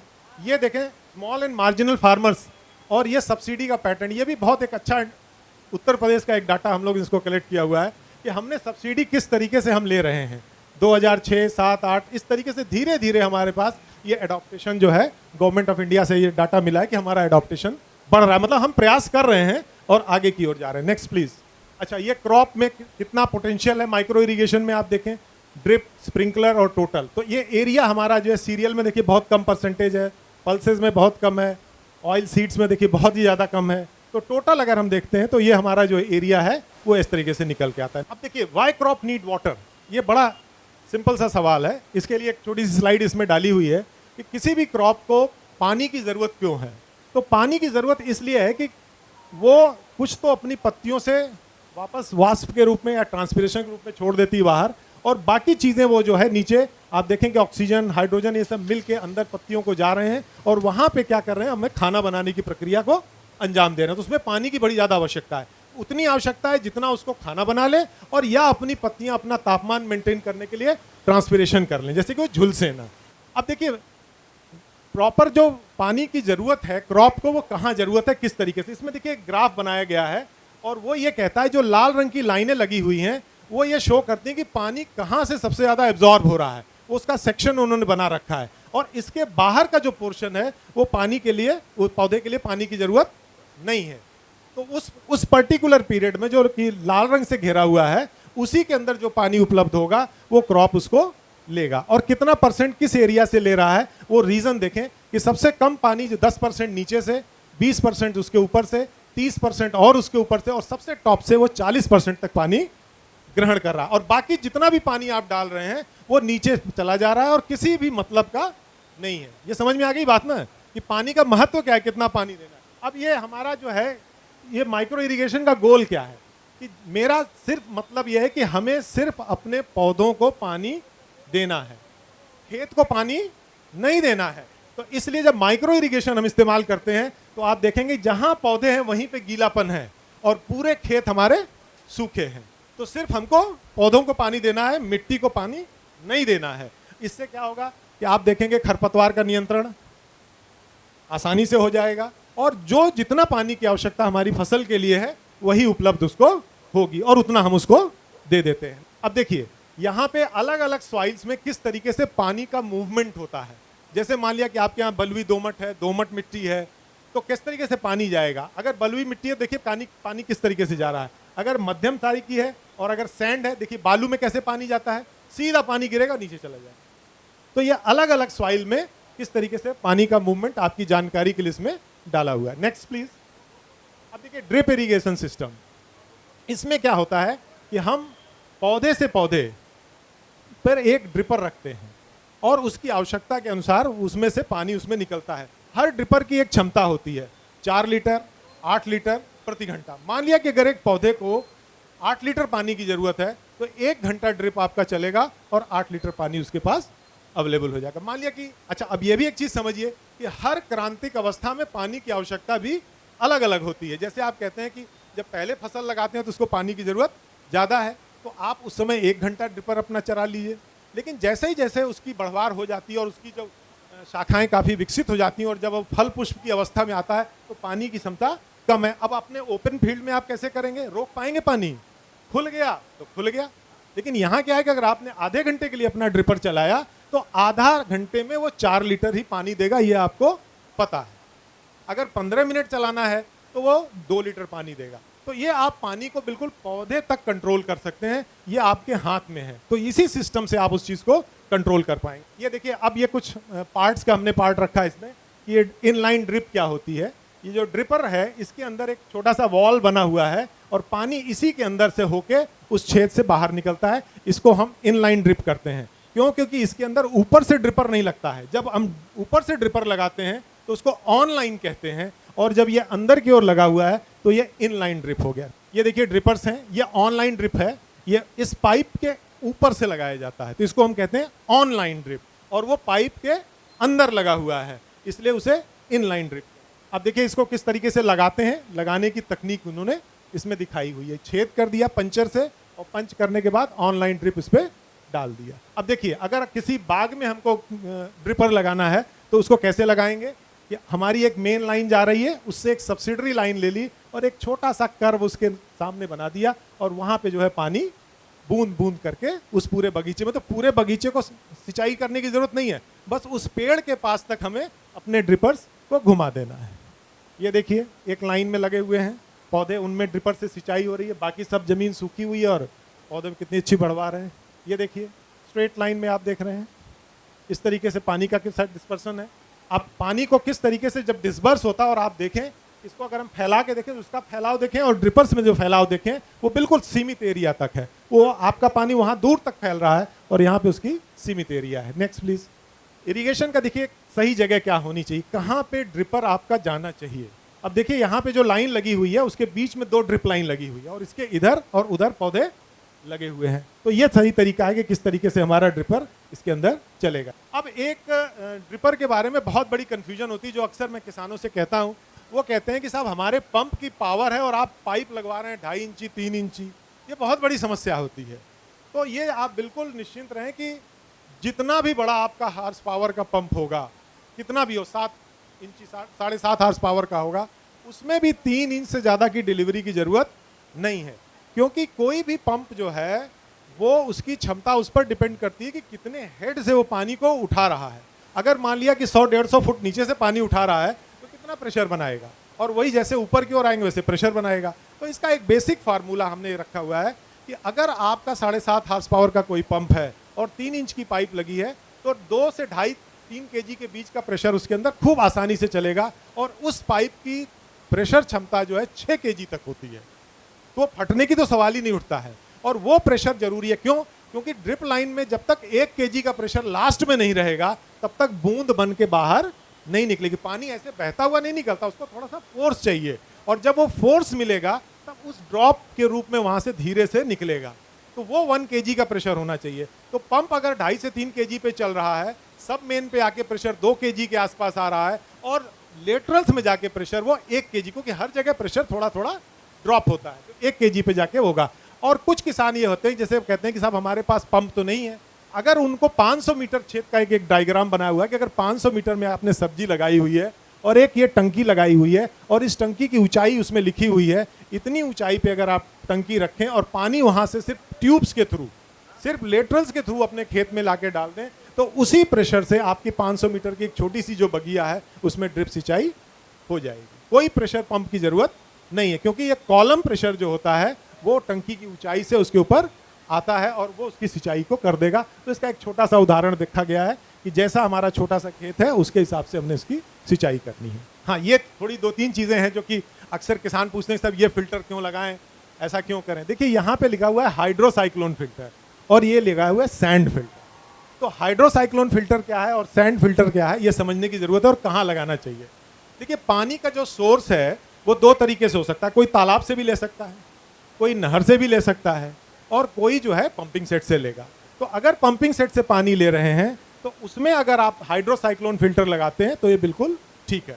लेकिन अगर मान लिया कि कहीं नहर से ले रहे हैं, मट्टी भी आ रही है, काई भी आ रही है और दुनिया भर की गंदगी उसमें आ रही है, तो स्वाभाविक है कि जाके वो पाइप्स में आपके चोक करेगी, जाम करेगी। तो वहाँ पे हम हाइड्रो जो है ये सैंड फिल्टर का इस्तेमाल करते हैं, हाइड्रोसाइक्लोन फिल्टर नहीं इस्तेमाल करते हैं। तो सबमर्सिबल पंप लगाए जहाँ बालू कम है, थोड़ा बहुत आ रहा है, तो हम वहाँ पे हाइड्रोसाइक्लोन फिल्टर, क्योंकि तेज़ी से घूमेगा और जो सैंड है उसके अंदर धीरे धीरे करके सेटल कर जाएगी और साफ पानी उसमें से निकल के बाहर जाएगा। लेकिन अगर वो गंदा पानी है, मटमैला पानी है, मट्टी ज़्यादा है, तो हम उसमें ये सैंड फिल्टर लगाएंगे। ये देखिए डिस्क और स्क्रीन फिल्टर, जो कि बिल्कुल एसेसरीज फिल्टर्स हैं, जो कि मिनिमम आपको लगाने ही लगाने चाहिए। ये डिस्क फिल्टर जनरली जो आपके यहाँ देखते हैं स्क्रीन फिल्टर है, वो लगे हुए हैं और इसका ब्रेकअप पार्ट है कि जब ये फिल्टर आप लगाएंगे तो इसके अंदर एक छन्नी लगी रहेगी। ये छन्नी दिख रही है आपको, इस छन्नी को बिल्कुल आसानी से आप खोल सकते हैं और खोल के इसको साफ कर सकते हैं और फिर इसको फिल्टर में लगा देंगे और लगाने के बाद फिर पानी इसमें से छन के आपको जाता रहेगा। और दूसरा एक चीज़ इसमें दिखा हुआ है प्रेशर गॉज। ये प्रेशर गॉज जो है वहाँ पे लगता है, वो ये बताता है कि आपका पानी किस प्रेशर से उसमें से जा रहा है। अगर फिल्टर चोक हो जाता है, अगर उसके अंदर जाम हो जाता है, तो वो प्रेशर गॉज अपने आप रीडिंग कम करने लगेगा कि भाई ये तो प्रेशर कम गिर रहा है। और अगर प्रेशर गिर रहा है प्रेशर गॉज में, तो समझ लीजिए कि हमारा फिल्टर चोक हो गया है, उसको खोल करके साफ करने की जरूरत है। एक लिखा हुआ है फ्लश वॉल, एक लिखा है कॉक। कॉक मतलब जिसे बंद कर दिया जाए, फ्लश मतलब जिससे पानी ड्रेन कर दिया जाए। अब देखें ये ड्रिपर्स हमारे अलग अलग टाइप के ड्रिपर्स हैं, इनलाइन ड्रिपर्स हैं, ऑनलाइन ड्रिपर्स हैं और हर ड्रिपर की क्षमता लिखी हुई है, 4 लीटर, 8 लीटर, 16 लीटर। तो हर एक ड्रिपर की अपनी क्षमता है जो प्रति घंटा पानी उसमें से निकालती है। नेक्स्ट, ये अलग उसके ड्रिप एसेसरीज हैं, जिसमें ड्रिप पंच मैंने बताया था, एंड का कैप है, कनेक्टर है, फ्लैट इनलाइन लेटरल्स हैं, बेंड्स हैं, प्लेन लेटरल्स हैं। इस तरीके के ये सारे जो उसमें उत्पाद इस्तेमाल होते हैं उनके बारे में ये एसेसरीज हैं उसमें जो लगती हैं। और एक चीज़ चलते चलते मैं बता दूं कि इस योजना का लाभ लेने के लिए आपको छूट भी है, सरकार द्वारा दी जा रही है, और वो छूट ड्रिप और मिनी स्प्रिंकलर के लिए 90% तक है। और जो ड्रिप के अलावा आप पोर्टेबल या रेनगन का इस्तेमाल कर रहे हैं वहाँ पे वो 75% है अधिकतम। अगर बड़ा किसान है तो वही 10% कम हो जाती है, 65% हो जाती है, और वो 80% हो जाती है। अगर अंक के रूप में बात करूं तो 1 हेक्टेयर में स्प्रिंकलर लगाने के लिए 20,867 रुपये की छूट है, रेन गन लगाने के लिए 32,000 रुपये की छूट है, ड्रिप इरिगेशन लगाने के लिए 1,35,000 की छूट है, और मिनी स्प्रिंकलर लगाने के लिए 1,05,700 रुपये की छूट है। तो ये सारी छूटें मैंने आपको साथ में बता दी। अगर आपके कोई सवाल हो तो मैं उसको लेने के लिए तैयार हूँ। समय बहुमूल्य है, इसीलिए माइक मैं वापस कर। सारी जानकारी देने के लिए सर आपका बहुत बहुत धन्यवाद। मैं नेक्स्ट निवेदन करना चाहूँगी डीएचओ सर से। सर, हॉर्टिकल्चर में कौन कौन सी योजनाएं हैं उसके बारे में प्लीज़ आप हमारे यहाँ पे मौजूद जितने भी दर्शक हैं उनको बताएं, और ग्रीन टीवी के माध्यम से जो ये वीडियो देखेंगे उनको भी बताइए कि उत्तर प्रदेश में हॉर्टिकल्चर से रिलेटेड कौन कौन सी कुछ अहम योजनाओं के बारे में बताइए प्लीज़। ग्रीन टीवी एवं कृषि विभाग के द्वारा आयोजित किए जा रहे इस कार्यक्रम में उपस्थित हमारे डीडी साहब, कृषि विज्ञान केंद्र के साइंटिस्ट डॉक्टर एन के सिंह साहब, और हमारे किसान साथियों, उद्यान विभाग की तरफ से आपके जनपद में, हमारे जनपद वाराणसी में विभिन्न तरह की योजनाएं संचालित की जा रही हैं।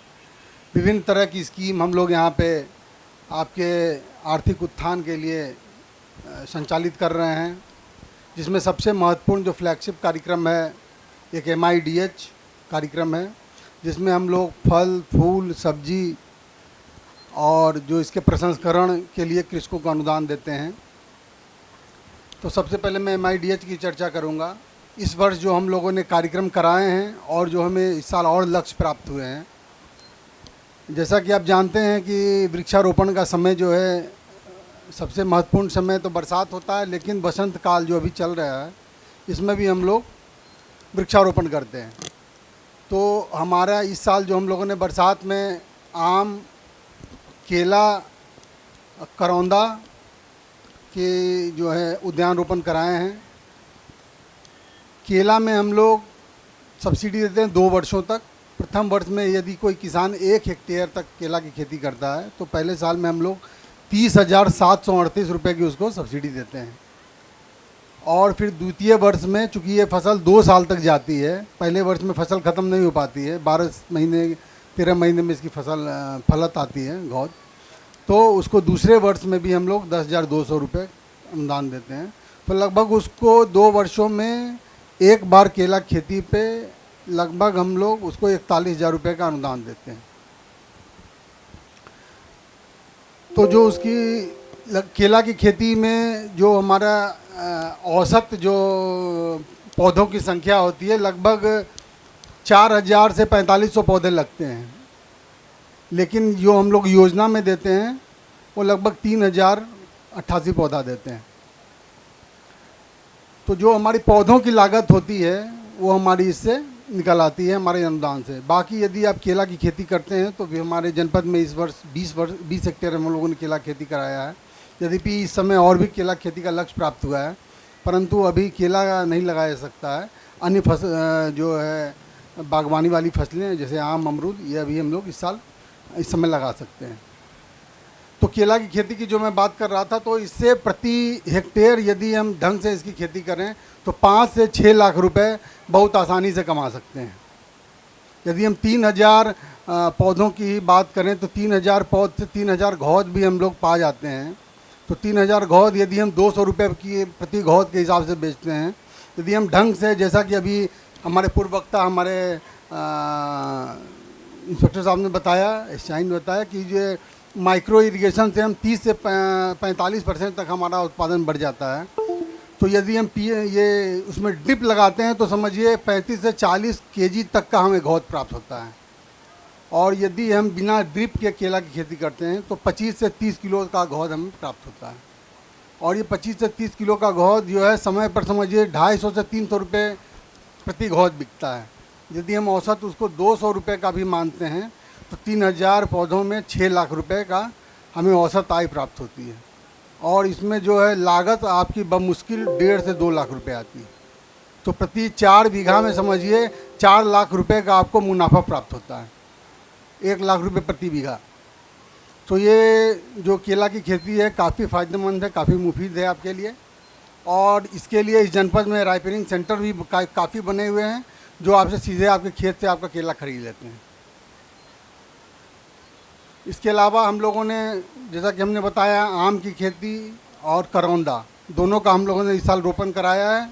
इसमें भी हम लोग 3 वर्ष तक अनुदान देते हैं। आम में, अमरूद में हम लोग 3 साल तक अनुदान देते हैं। किसानों को चौथे साल से उसकी फलत तैयार हो जाती है और वो फिर खुद उससे उत्पादन प्राप्त करने लगते हैं। सब्जियों की खेती में हम लोग प्रति हेक्टेयर 20,000 रुपये का किसानों को अनुदान देते हैं। मतलब एक किसान को अधिकतम 1 एकड़ में 8,000 रुपये तक का हम लोग डीबीटी के माध्यम से निवेश के रूप में अनुदान इस वर्ष हम लोगों ने दिया है और लगातार इस हम लोग देंगे। इसमें हम लोगों ने फूल गोभी, पात गोभी, टमाटर, धनिया, प्याज, तो विभिन्न सब्जियों के कार्यक्रम हम लोगों ने इस साल कराए हैं किसानों के मध्य में। और अभी भी जायद मौसम की भी सब्जियों की खेती का कार्यक्रम हमारे यहाँ है। सामान्य वर्ग का जो है बीज अभी बढ़ चुका है। अनुसूचित जाति वर्ग में अभी भी हमारे यहाँ बीज उपलब्ध है। हमारे यहाँ जो स्कीम का लाभ प्राप्त करने का तरीका है वो ऑनलाइन रजिस्ट्रेशन के माध्यम से है। हमारे विभाग का, पहले कृषि विभाग के साथ ही हमारे विभाग का रजिस्ट्रेशन हुआ करता था, परंतु अब ये एक इंडिपेंडेंट साइट विभाग की सृजित हो गई है, dbt.uphorticulture.in। इस पर कोई भी किसान अपने मोबाइल से या किसी भी CSC से या हमारे कार्यालय में आकर के निःशुल्क इसको रजिस्ट्रेशन करा सकता है, अपना उसमें अभ्यर्थन जो है रजिस्टर करा सकता है। इसमें प्रथम आवक प्रथम पावक के आधार पर हम उसको लाभ प्रदान करते हैं। फूलों की खेती भी हम लोग इस योजना के तहत कराते हैं, जिसमें इस वर्ष हम लोगों ने गेंदा की खेती कराई है। गेंदा की खेती में किसानों को 16,000 रुपये प्रति हेक्टेयर का अनुदान दिया जाता है। इस साल हम लोगों ने किसानों के मध्य पूषा नारंगी और पूषा बसंती प्रजाति का बीज मंगा करके कृषकों के मध्य वितरित किया है। जनपद वाराणसी के लिए फूलों की खेती भी काफ़ी फ़ायदेमंद है। इस जनपद में सैकड़ों हेक्टेयर में गेंदा की खेती हो रही है, कुछ क्षेत्रों में गुलाब की खेती हो रही है। तो फूलों की यहाँ पे काफ़ी मांग रहती है। सीजन में जब फसल कम होता है तो बाहर से फूल मंगाने पड़ते हैं। यहाँ फूलों की काफ़ी 2-3 मंडियाँ भी हैं आपके लहुराबीर में। तो फूलों की खेती की मांग के सापेक्ष यहाँ पे डिमांड के सापेक्ष आपूर्ति अभी भी कम है। तो यदि इसकी खेती को हम बढ़ावा दें, जैसे कि यहाँ पे अभी जरबेरा की खेती की काफ़ी संभावनाएं हैं। ग्लैडियोलस की खेती की काफ़ी संभावनाएं हैं, जिसको हम लोग बुके के रूप में प्रायः प्रयोग करते हैं। जरबेरा खेती हम लोग पॉली हाउस में भी करा रहे हैं, यद्यपि अभी तक 2 पॉली हाउस में ही जरबेरा खेती हो रही है। तो इस योजना में हम लोग फूलों की खेती को प्रमोट करते हैं। खास करके संरक्षित खेती की हम बात करना चाहेंगे। संरक्षित खेती जो होती है, बेमौसमी सब्जियों की खेती, फूलों की खेती, ये हम लोग इसको पॉली हाउस, नेट हाउस में करते हैं। इसमें भी सरकार की तरफ से 50% का अनुदान आपको दिया जाता है। यदि कोई इसमें एक किसान को अधिकतम 1 एकड़ का अनुदान दिया जाता है और न्यूनतम 500 वर्ग मीटर मतलब 4 बिस्से का, 4 बिस्सा से लेकर 1 एकड़ तक किसान इसमें लाभ प्राप्त कर सकते हैं। 4 बिस्सा में लगभग आपको, यदि आप 4 बिस्सा का 500 वर्ग मीटर में पॉली हाउस बनवाते हैं तो 5,30,000 रुपये उसकी लागत आती है और उसमें आपको 2,65,000 रुपये आपको अनुदान के रूप में मिलते हैं। ये तो हमारी मुख्य स्कीमें हो गई। एक बनारस में पान की भी स्कीम चलती है, लेकिन बहुत खेत का विषय है कि यहाँ बनारस में पान की खेती धीरे धीरे समाप्त प्राय है। 8 लोगों के पान की खेती के लिए हमारे यहाँ योजना प्राप्त हुई है, जिसमें 1,000 वर्ग मीटर में यदि कोई बरेजा बनाता है तो उसको हम लोग 50,000 रुपये का अनुदान देते हैं। परंतु हम लोगों ने यहाँ विभिन्न क्षेत्रों में सर्वे किया है तो मात्र एक बछाव गांव है जहाँ पे मात्र 2 किसान, पूरे बनारस में मात्र 2 किसान जो हैं पान की खेती कर रहे हैं। अन्य कोई किसान पान की खेती से विमुख हो चुके हैं, करना नहीं चाह रहे हैं। तो जो चौरसिया बंधु हम इस सभा में बैठे होंगे, खास करके उनसे हमारी गुजारिश होगी कि पान की खेती की ओर आएँ और सरकार के द्वारा इसको बहुत प्रोत्साहित करने की मांग चल रही है। और जीआई भी बनारस के पान का जीआई भी हो गया है, एक भौगोलिक पहचान इसकी स्थापित हो गई है। तो यदि आप यहाँ की पान खेती करेंगे तो उसका काफ़ी अच्छा मूल्य प्राप्त हो सकता है। यही सब हमारे यहाँ स्कीमें चल रही हैं, जिसका लाभ कोई भी किसान बंधु प्राप्त कर सकता है। हमारी विभागीय वेबसाइट पर भी आप इन स्कीमों को देख सकते हैं, इसका विवरण वेबसाइट पर उपलब्ध है। इन्हीं शब्दों के साथ मैं अपनी वाणी को विराम देता हूँ।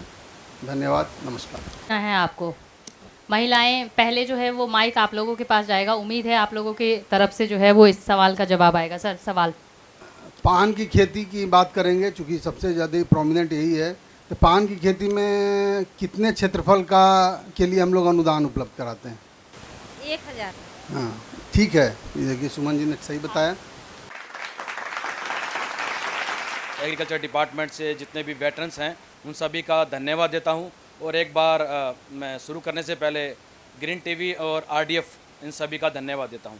तो सबसे पहले जो आज की जो नीड है, जैसा कि मुझे सब्जेक्ट मिला है कि संतुलित पोषण प्रबंध सब्जी में, ये सबसे इम्पोर्टेंट है। यानी मैनेजमेंट, अगर किसी चीज़ का मैनेजमेंट हो, हमारी लाइफ में अगर मैनेजमेंट हो, सारी चीज़ें सही हो जाती हैं। तो आज जो सबसे बड़ी कमी है वो मैनेजमेंट की, तो मैं इसी पे चर्चा करूँगा। तो सबसे पहले मैं बात पूछना चाहता हूँ कि जो हमारे पूरे देश की जो जनसंख्या है, ये आप जानते होंगे लगभग 140 करोड़ है। अगर मैं यूपी की बात करूँ, लगभग 25 करोड़ के करीब है। तो आज जो सबसे बड़ी हमारे सामने जो समस्या है कि 30 करोड़ या 25 करोड़ या 140 करोड़ जो हिंदुस्तान की जो जनसंख्या है, उसका पेट भरना। और पेट भरने के साथ में हमको ये भी पक्का करना है कि वो जो हम जो दे रहे हैं वो संतुलित खाद मिले, उनको संतुलित भोजन मिले। और संतुलित भोजन कैसे मिलेगा? संतुलित पोषक तत्व कैसे मिलेंगे? संतुलित पोषक तत्व तब मिलेंगे क्योंकि जो हम अन्न खाते हैं उस अन्न में ये सब संतुलित चीज़ें बराबर मात्रा में हों। तो इसके लिए हमको करना क्या है? हमको करना क्या है कि वही मैनेजमेंट, संतुलित पोषण प्रबंध, यानी बैलेंस न्यूट्रिशन। बैलेंस न्यूट्रिशन सबसे इंपॉर्टेंट है। हम लोग कर क्या रहे हैं आज के टाइम में? ज़्यादातर किसान बंधु हमारे क्या कर रहे हैं कि अगर सब्जियों की मैं बात करूं तो यूरिया, डाई जिसको हम बोलते हैं, और पोटास भी बहुत कम लोग डाल रहे हैं, या कोई सल्फर का भी यूज़ कर रहा है। 3 या 4 चीज़ें। लेकिन जैसा कि आप एग्रीकल्चर में जानते हैं कि हमारे पौधे को लगभग 16 तत्व चाहिए। तो 16 तत्वों में से 3 तत्व ऐसे हैं जो कि प्रकृति से हमें मिल जाते हैं, CHO, और 3-4 तत्व ऐसे हैं जिनको हमको देने की ज़रूरत नहीं है क्योंकि ज़मीन में पर्याप्त मात्रा में है, प्रचुर मात्रा में है। तो रहे कितने? 10। हमको ध्यान देना है, किसान बंधु ध्यान से सुनिएगा, हमको देने हैं लगभग 9-10 तत्व। अब इन 9-10 तत्वों को अगर हम देंगे तो हमारा जो प्रोडक्शन है, क्योंकि हमको 140 करोड़ लोगों का पेट भरना है, तो प्रोडक्शन चाहिए। आज की जो सबसे बड़ी नीड है, खेत कम हो रहे हैं, हमको प्रोडक्टिविटी चाहिए, यानी कम क्षेत्रफल में उत्पादन ज़्यादा चाहिए। 1 बीघा में ज़्यादा उत्पादन चाहिए, 1 हेक्टेयर में ज़्यादा उत्पादन चाहिए, तो ये उत्पादन कैसे आएगा? सिर्फ समुचित पोषण प्रबंध, मैनेजमेंट हमको करना है। अब इन 9-10 तत्वों को हम लोग दे नहीं पाते हैं। प्रॉब्लम क्या रहती है हमारे साथ में? कभी कुछ रेट का प्रॉब्लम है, कभी कुछ अवेलेबिलिटी की कुछ प्रॉब्लम है, तो हमको करना क्या है? मैं यारा से हूँ आपके बीच में, तो थोड़ा सा मैं यारा के बारे में बता दूं और फिर मैं आगे चलता हूँ इसके बारे में। यारा कंपनी जो 1905 से कार्यरत है पूरे विश्व में, और हम लोग, अगर मैं इंडिया की बात करूं तो हम लोगों को लगभग 11 से 12 साल हो चुके हैं इंडिया में काम करते हुए। और न्यूट्रिशन में अगर बात करूं मैं तो पूरे वर्ल्ड की दूसरे नंबर की कंपनी है यारा।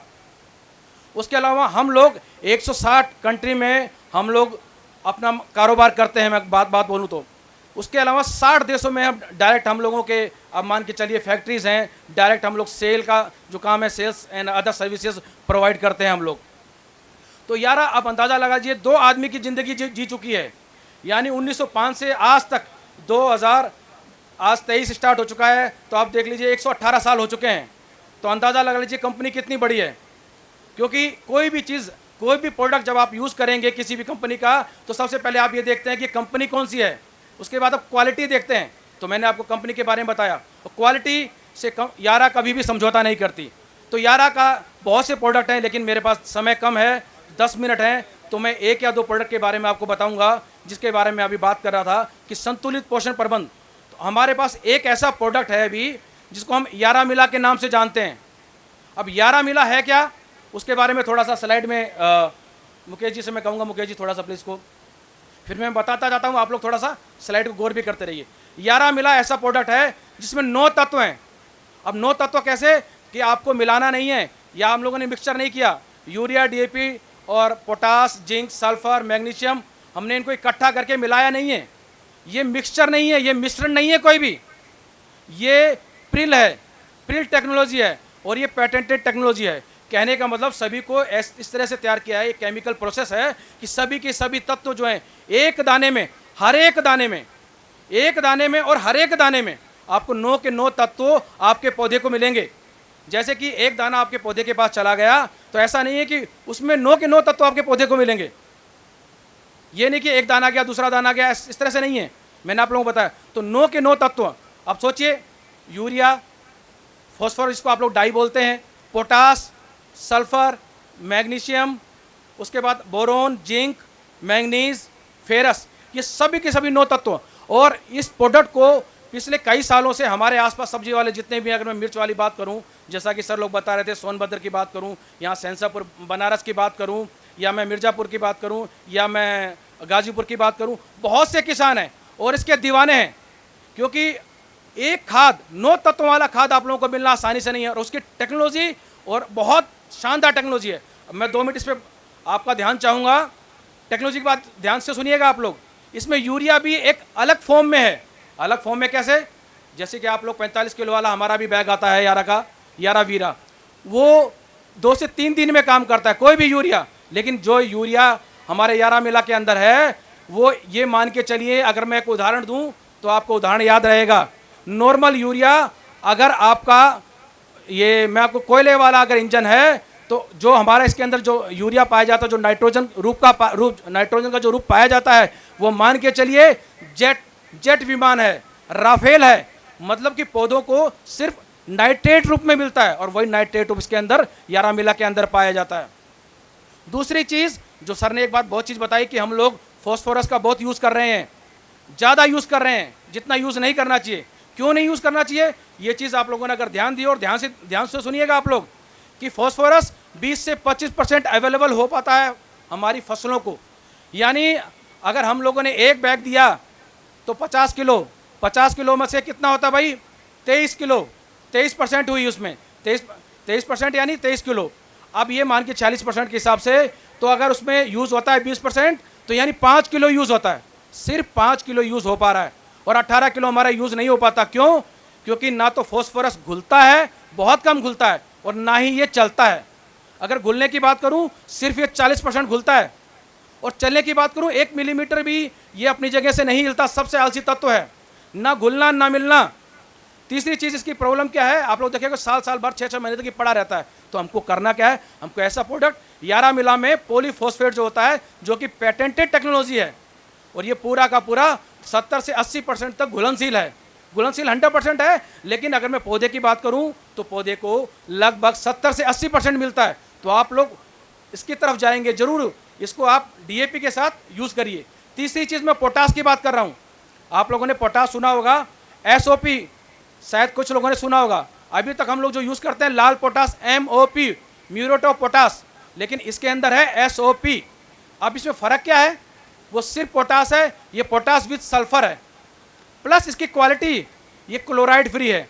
क्लोराइड फ्री होने से सीधी सी बात है, हम ये मान के चलते हैं कि इसमें नमक जो तत्व है वो कम है। एक तो ज़मीन को खराब नहीं करेगा। अगर आप अपने पौधे को, मिर्च को या टमाटर को, छोटा पौधा है, अगर हम लोग ऊपर से छिड़क देते हैं तो हमारे पौधे को जलाएगा नहीं, ब्रूजिंग नहीं आएगी, खरोंच नहीं आएगी, और इसकी जो लीचिंग है यानी जो नीचे बह जाता है वो बहुत कम है, कम से कम बहता है। और जो यूज एफिशिएंसी है, जो फर्टिलाइजर यूज एफिशिएंसी है, यानी फर्टिलाइजर काम कितना आएगा, पौधा लेता कितना है, ये इंपॉर्टेंट है। तो इसकी यूज एफिशिएंसी हमारे एमओपी से ये मान के चलिए 1.5 गुनी है। ये तीनों चीज़ें देखिए अलग तरीके से हैं, अलग अलग रूप हैं। उसके अलावा इसके अंदर सल्फर है, मैग्नीशियम है, मैंने आपको बताया, और ये यारा मिला के नाम से आपको ये प्रोडक्ट मिलेगा। उसके अलावा हमारे पास कई ऐसे प्रोडक्ट हैं जिनके बारे में थोड़ा सा स्लाइड में मुकेश जी आप दिखाएंगे। मैं आप लोगों को बता देता हूँ, जो आज की जो ज़रूरत है, एक चीज़ तो सबसे इंपॉर्टेंट है कि हम यूज़ कितना करते हैं, हम देते कितना ये नहीं है। और ज़रूरत क्या है हमको, जैसा कि आज इफ़को जो सरकारी कंपनी है और माननीय प्रधानमंत्री जी ने बोला है कि आप लोग देखते होंगे कि यूरिया, नैनो यूरिया आ गया है, नैनो डीएपी भी आ गया है। तो हम लोग इसमें ऑलरेडी डीएपी हम लेके आ चुके हैं लिक्विड में, जो 24% है हमारा, उसमें 3 तत्व हैं। उसके अलावा उसमें कैल्शियम भी है, उसके अलावा उसमें नाइट्रोजन भी है, और यूरिया से अलावा हम लोग जिंक भी लिक्विड में देते हैं, फॉस्फोरस मैंने आपको बता दिया, और उसके अलावा हम लोग कैल्शियम भी लिक्विड में देते हैं। लिक्विड में हम लोग क्यों दे रहे हैं कि जैसे ही अभी सर ने भी बहुत बताई कि हमको सिंचाई, पानी की कम से कम पानी का यूज़ करना है हमको। बारिश नहीं आए या पानी या कुछ और दिक्कत से हमारे ट्यूबवेल काम नहीं करें तो लेवल जो होता है, वाटर टेबल जो नीचे चला जाता है। तो अगर हम स्प्रे करेंगे तो कम दवाई में ज़्यादा यूज़ होगा। जैसे मैं जिंक की बात कर रहा था, 100 ml 1 बीघा में आपका पर्याप्त है। अगर मैं डाई की बात कर रहा था तो 500 ml आपके 1 एकड़ में पर्याप्त है। आपको डाई का बोरा 50 किलो ले जाने की जरूरत नहीं है। तो ये चीज़ है। और 5 साल तक ये जो हमारे फर्टिलाइज़र, हम टोटल फर्टिलाइज़र में डील करते हैं, तो फर्टिलाइज़र कहीं भी नुकसान नहीं करता। आप उसका स्प्रे समय समय पे इसको स्प्रे कर सकते हैं। ये सब चीज़ें। दूसरी जो चीज़ें हैं, हमारे जितने भी आप बोतल बंद जितने भी चीज़ें प्रोडक्ट आप देखेंगे, उसकी क्वालिटी क्या है वो सबसे इंपॉर्टेंट है। बारिश अगर 2 घंटे बाद आ जाती है तो आपको घबराने की जरूरत नहीं है, क्योंकि उसमें स्टिकिंग एजेंट है, उसको डिजोल्विंग एजेंट फैलाने वाला जिसको हम बोलते हैं, उसके अलावा एब्जॉर्बिंग एजेंट यानी सोखने वाला, यानी तीनों के तीनों चीज़ें इसमें ऑलरेडी प्रेजेंट है। इसके साथ में अब दूसरी दवाइयाँ भी अपने डॉक्टर से, आसपास किसी दुकानदार से पूछ करके साथ में स्प्रे कर सकते हैं। ये जो 3 टेक्नोलॉजी है आपको और कहीं भी इसके ज़्यादा नहीं मिलेगी, ये यार आपको देती है। विदेशों में इन्हीं चीज़ों पे है, इन्हीं चीज़ों पे फोकस कर रखा है। क्यों? क्योंकि ज़मीन से देने पे चीज़ें जो हैं 50-60% तक एफिशिएंसी होती है, लेकिन जब आप ऊपर से देंगे तो वो लगभग 80% 90% तक पौधे उसका यूटिलाइजेशन करते हैं। दूसरी सबसे इंपॉर्टेंट बात है, वो ख़राब नहीं होता, ज़मीन में जाता नहीं। रेजिडुअल इफेक्ट जो सबसे इंपॉर्टेंट चीज़ है, यानी हमारा प्रोडक्ट अगर हमने दिया, पौधा उसका सबसे ज़्यादा उपयोग कर ले, वो ख़राब ना हो, ज़मीन में पड़ा ना रहे। क्योंकि ज़मीन में पड़ा रहेगा तो ज़मीन को ख़राब करेगा और ज़मीन के पीएच को बढ़ाएगा। जब ज़मीन का पीएच बढ़ेगा तो जो हमारे जितने भी तत्व डालने, उसमें अमृत डालने, उसमें सोना डालने, हमारा पौधा नहीं ले सकता। अपनी वाणी को विराम देना चाहता हूँ और धन्यवाद। और बाकी हम लोग आपसे मिलते रहेंगे। Thank you. बहुत बहुत धन्यवाद सर। एक सवाल पूछना है। तो मेरा जो सवाल है वो ये है कि यारा मिला में कितने तत्व पाए जाते हैं? 9। बिल्कुल सही। Thank you. आप आइए। बहुत बहुत धन्यवाद सर। मैं नेक्स्ट निवेदन करना चाहूँगी डिप्टी डायरेक्टर एग्रीकल्चर सर से।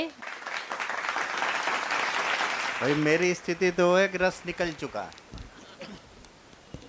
और इसके पहले मैं बोलने से पहले भी 2 किसानों को मैं बुलवाना चाहूँगा। एक तो उदयभान सिंह सेवापुरी से, बहुत संक्षेप में, और एक गुलाब पटेल। धन्यवाद सर। मैं उदयभान सिंह सेवापुरी ब्लॉक के दौलतिया गांव का निवासी हूं। मैं प्राकृतिक खेती करता हूँ। प्राकृतिक के साथ साथ हमने जैविक पे भी काम किया। जो ऑर्गेनिक फार्मिंग है वो कहीं बेटर है आपके फर्टिलाइज़र से। हमने जिन फसलों को लगाया उनके स्वाद, उनके चमक, उनके उत्पादन, ये सब हमें फर्टिलाइज़र से बेटर मिले। और इसी वजह से मेरा नाम सेवापुरी ब्लॉक में उदयभान हुआ। हमने अपना एक पोर्टल भी चलाया है जिस पे उदय ऑर्गेनिक करके रखा है। कुछ फिल्में उस पर मैं डाल रहा हूँ, अभी 2 फिल्म डाला हूँ। एक ऑर्गेनिक गन्ने की बुआई कैसे करें और फिर ऑर्गेनिक खाद कैसे तैयार करें। सबसे ज़रूरी है ऑर्गेनिक फसल को तैयार करने के लिए ऑर्गेनिक खाद की। तो हमारे पास तमाम संसाधन हैं जिनको हम जान नहीं रहे हैं। आप उस वीडियो को देखेंगे तो उसमें उन्हीं कूड़े कचड़े से हम खाद तैयार कर रहे हैं जो हमारी ऑर्गेनिक फसलों के लिए चाहिए। अगर ऑर्गेनिक फसल को लेने के लिए हम मार्केट की तरफ जाएंगे तो वो रासायनिक फसल से काफ़ी महंगी हो जाएगी। फिर वो कहावत झूठी हो जाएगी कि ऑर्गेनिक खेती काफ़ी सस्ती खेती है। चूँकि देसी घी अगर हम घर का खा लेंगे तो सस्ता होगा, मार्केट जाएंगे तो बहुत महंगा होगा। इसी के लिए हम अपनी वाणी को विराम देते हैं। धन्यवाद। मेरा नाम तो गुलाब पटेल है। मैं यही गोसाईपुर मोहा का रहने वाला हूँ। आपके पास का ही गांव है मोहा चौराहे के पास। मैं तो ऑर्गेनिक खेती करता हूँ। मैं अपनी खेती के बारे में बताना चाहता हूँ। मैं अपनी खेती कैसे करता हूँ। मैं मात्र 3 एकड़ में खेती करता हूँ अपना। और 1 एकड़ में गेंदे की खेती करते हैं। गेंदा 1 एकड़ हमारा मतलब 12 मास लगा रहता है। हमारे यहाँ जब भी आएंगे गेंदा जरूर पाएंगे। यही जो हमारे कैनोपी में गेंदा का फूल रखा हुआ है वही खेती करते हैं। और 1 एकड़ में धान गेहूँ लगाते हैं, 1 एकड़ में सब्जी का खेती करते हैं। हम गेंदे की पैदावार से हमको बहुत अच्छा लाभ मिलता है। लगभग में 4 लाख से 5 लाख एक सीजन में हम उसमें निकाल लेते हैं। और साइड में हमारा जो सब्जी का खेती है, बिजनेस है, सब्जी रहता है, उसमें हमारा और इनकम बढ़ाने का सपोर्ट करता है। और हम वर्मी कंपोस्ट अपना बेचते भी हैं। वर्मी कंपोस्ट पैदा करते हैं और बेचते भी हैं। और उसके बाद वर्मी कंपोस्ट केचुआ भी हम बेचते हैं। जिसको भी चाहिए वो हमारे यहाँ से ले सकता है। और वर्मी कंपोस्ट जो है हम झारखंड तक भी वहाँ देते हैं। हमारे यहाँ किसान भी आते हैं, ले जाते हैं। इसलिए हम बहुत अच्छे किसान ऑर्गेनिक खेती करते हैं। हम रासायनिक का तो बहुत कम ही प्रयोग करते हैं। ऑर्गेनिक खेती में जो हम लोग वर्मी कंपोस्ट का यूज करते हैं और जीवामृत का यूज करते हैं, उससे हम लोगों का जो सब्जी का जड़ होता है वो बहुत मजबूत होता है। जो सब्जियां 2 महीने चलने वाली होती है वो लगभग में 3 महीने चलती है। 3 महीने 3.5 महीने तक वैसे ही प्रोडक्शन देता रहता है हम लोगों का। इसलिए हम लोगों का उसमें लागत कम आता है। रासायनिक खाद हम लोग बहुत कम देते हैं। ये जैविक खेती करते हैं। इसलिए हम लोग का मतलब कि इनकम ज़्यादा है और लागत कम है खेती में।